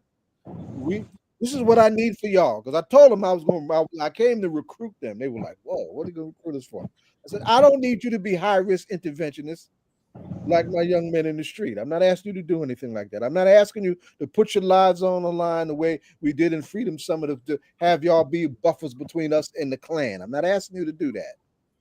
But I am asking you for a freedom season. Dare to make your voices heard and supported out loud in places where our voices are going to be minimized just because they're Black or they're brown. Even though we got all the data and statistics and evidence, video footage, Jonathan, in the case of what happened at the ICE facility, even though we got all that, we're still Black. We're still brown. And folks, there needs to be voices within their ranks. Guess what, Bob? And guess what? Guess what? Long as you don't go, I'm good. You sitting there all the time, but don't you go over there. Because if anything inconclusive happen to you, you see how I act. So don't let nothing inconclusive happen. Don't be doing anything inconclusive. That's all I'm saying. Just please don't. Don't watch no Jonathan Majors movies when you're on your way over there either. Wow. It sounds like you're trying to tell them to act like Coretta Scott King. Don't you do that? Wow. Wow. And I just want to report, right? I just want to report Knicks are up 38-24. And Knicks are up 38-24. It's only the second quarter, though. They're going to lose. I got so much I got to do tonight. I might not be able to see it at all. Guess what? Guess what? Guess what? You know, I'm trying to figure out transportation to DC, all of that stuff. I hope they win, though. Oh, man. We got the behinds beat last night. I think that they are now far way better than the Celtics. As a Laker fan, I hate the Celtics, but I just want to see it go 7. I just want to see it go 7. I just want the misery to mount and mount and mount. I really do. Yeah, because I would just say as a Knicks fan, you got somebody hurt. You got to finish him. I would say that if we go 7 games and lose, we would feel good about having it work out the way it is so far. Because you know, with Knicks fans, it's always just game by game. If they up and they won, Knicks fans are just like Met fans in baseball. Listen, I just want. I don't care. Listen, Donna, help me out. Who's that song? Who sang that song? You can reach me by air, man. Cross the desert like an airy man. Tracy Chapman. Yep. No, that's Alita Adams. Yeah. I'm like Alita Adams when it comes to the Knicks. I don't care how they lose, just lose. Just take an air. I think Brenda Russ wrote that. But we are nearing the end of our show. Since we only have 2 minutes left, I'm just gonna say, Donna, you got any announcements? Y'all sure y'all want Ed? But okay. I want you to start it off because like Ed'll jump in at the end and just try to extend a little bit too. But I know I want to give you some time right now. Well, I know I will be sending out a couple of books. Does anybody have this book? Homeboy Came to Orange by Doc. You have it? We did the thing together. No, but do you have the book? Yeah. Okay, Jonathan, do you have it, Jonathan? I do not. Okay, so I'll make sure Chris and Ed, you guys will get a copy. I want to say, look forward. Summertime is here, but when Labor Day gets close, NFL will be opening with Philly killing Dallas. That's what I want to say. That's how we're going to. That's what you're going to say. Philly is going to be all over Dallas. Yes. Listen. Going down from day one. I haven't watched an NFL game in a decade, and so I probably ain't gonna watch it. Colin Kaepernick took that knee on my birthday. One of the best birthday gifts I ever had. I ain't watched a goddamn game since. And just for the record, I don't want Saquon Barkley to get nothing. Stay behind him. Well, I am happy for the young athletes who are getting the opportunity and seeing more young quarterbacks. So we'll be staying to it and bringing Pastor on so he can keep us apprised. And shout out to East Star and for the East Orange brother who won that NFL ring as well. So. All right, cool. And hey, we get ready to, and I knew you would do it. I should have started 10 minutes. I know. I'm just saying, but I came on. Did we send our love out to the James family? Oh, we have to, right? So we have to, and make sure we to Sharp James family, Sharp James. We are going to do a show about him. We had our honor to interview him on our show a few years back, and he's definitely a Newark hero, Newark legend, and someone who's he's in all of our history, man. He was mayor for 20 years. He's in all of our history. Yes, and also this day they sent the homegoing for Catherine Willens, who was the mother of East Orange, who did so much work. She had her homegoing service today. So we want to send love to the Willis family as well. Okay. And I'm done. All right. That's better than the Eagles and the Cowboys. Thank you. Right. And we want to thank our guests. We want to thank Midi Baraka and Raz Baraka for allowing us to simulcast the event that they had for that first hour. And special thanks to the Superintendent of Newark Public Schools, Roger León. That was over an hour. That was quite for being over an hour. He stayed for an hour and 15 to 20 minutes, just basically answering all of our questions. And we appreciate that as well. He always knows he can come on here and, we can ask him tough questions, but he will have a chance to answer them. And he did answer them thoroughly and gave us some more. So thank him for that. And all of our co-hosts. Ed, you got anything to say? No, I think you pretty much said it. I mean, as it relates to thanking all of our guests, but I would simply say that there's only about 2 to 3 weeks left in the campaign for the mayor. And primary is June 10th. Yeah, primary is June 10th. The last day to register to vote is actually to be, I think, May 20th. May 20th. To vote, you can go to vote.org. It's real simple to do. You can download the app on your phone and register to vote. And what I heard tonight is that on another call I was part of, there were 9 million of our people who did not vote, who sat out the presidential election. And because of that, we're in the position that we're in, or the condition that we're in at this very moment. And so we have an opportunity, as you all know, to elect the first Black mayor in the state of New Jersey. Yeah, the first Black governor. Thank you, Jonathan. First Black governor in the state of New Jersey. As you know, that there are all types of distractions that are going on to sort of take us away from what's really occurring. I mean, everything that happened down at Delaney Hall, that's a distraction. What's happening right now as it relates to the Congresswoman, that's a distraction, right? So all of those things are distractions. So we need to stay focused. And we need to try to do our best to do that for the next couple of weeks, right? They're also going to tell us that Mayor Baraka is not in the lead. They're going to tell us that, he's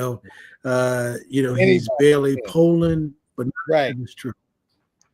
Yep, and so, I think that. Go ahead, Jonathan.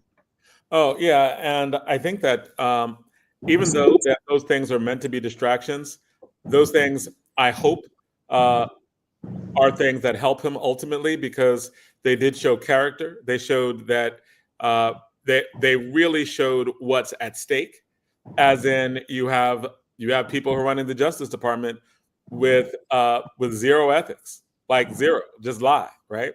Lie blatantly on tape, don't care, and will abuse their power. And if they abuse it for the mayor, what are they going to do for everybody else? If they abuse it right there with a congresswoman, when they're threatening to charge our congresswoman for existing people who do oversight for them, then I think that actually escalates what the problem is and the danger is, and why they escalators. So I'm hoping that distraction backfires and people understand really what's at stake. If he goes on to win the primary, I believe that people will be like, this was a central moment, because it's a lot of free press off of good things when Raz Baraka and LaMonica MacGyver, as well as Bonnie Coleman Watson, are profiles in courage right now. And also let the record show and reflect this good day for Baltimore. Good Reverend Dr. Jamal Bryant. Stay out of Target. Don't go to Target. Don't go to Target no more. They acting a fool. No more our money supposed to go there. Also, I would love to have a good governor. I'd be sad to see Mayor Baraka not the mayor no more, because I know how I feel to have mayor and don't know if they're going to be at their job the next day. So I'll be excited for our brother to be the governor, but I will be sad to have, a mayor at work being reasonable. So I really appreciate y'all. And Baba Zaid, don't never leave with, I was hanging out with this white woman. But really tough hanging out. I wasn't hanging out.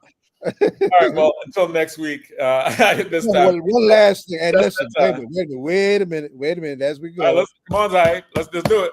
Centennial of Malcolm X is Monday, right?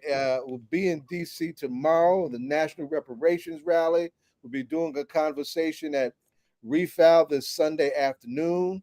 Monday, the annual pilgrimage to the gravesite. It's 60th consecutive year, 35 consecutive years of shutting down 125th Street for Malcolm's commercial moment of silence. And on into the rest of the year, we're going to be turning the volume up, and we're going to be bringing Malcolm's line. They come with their stuff, we come with ours, and Malcolm represents us at our best at dealing with them and their craziness.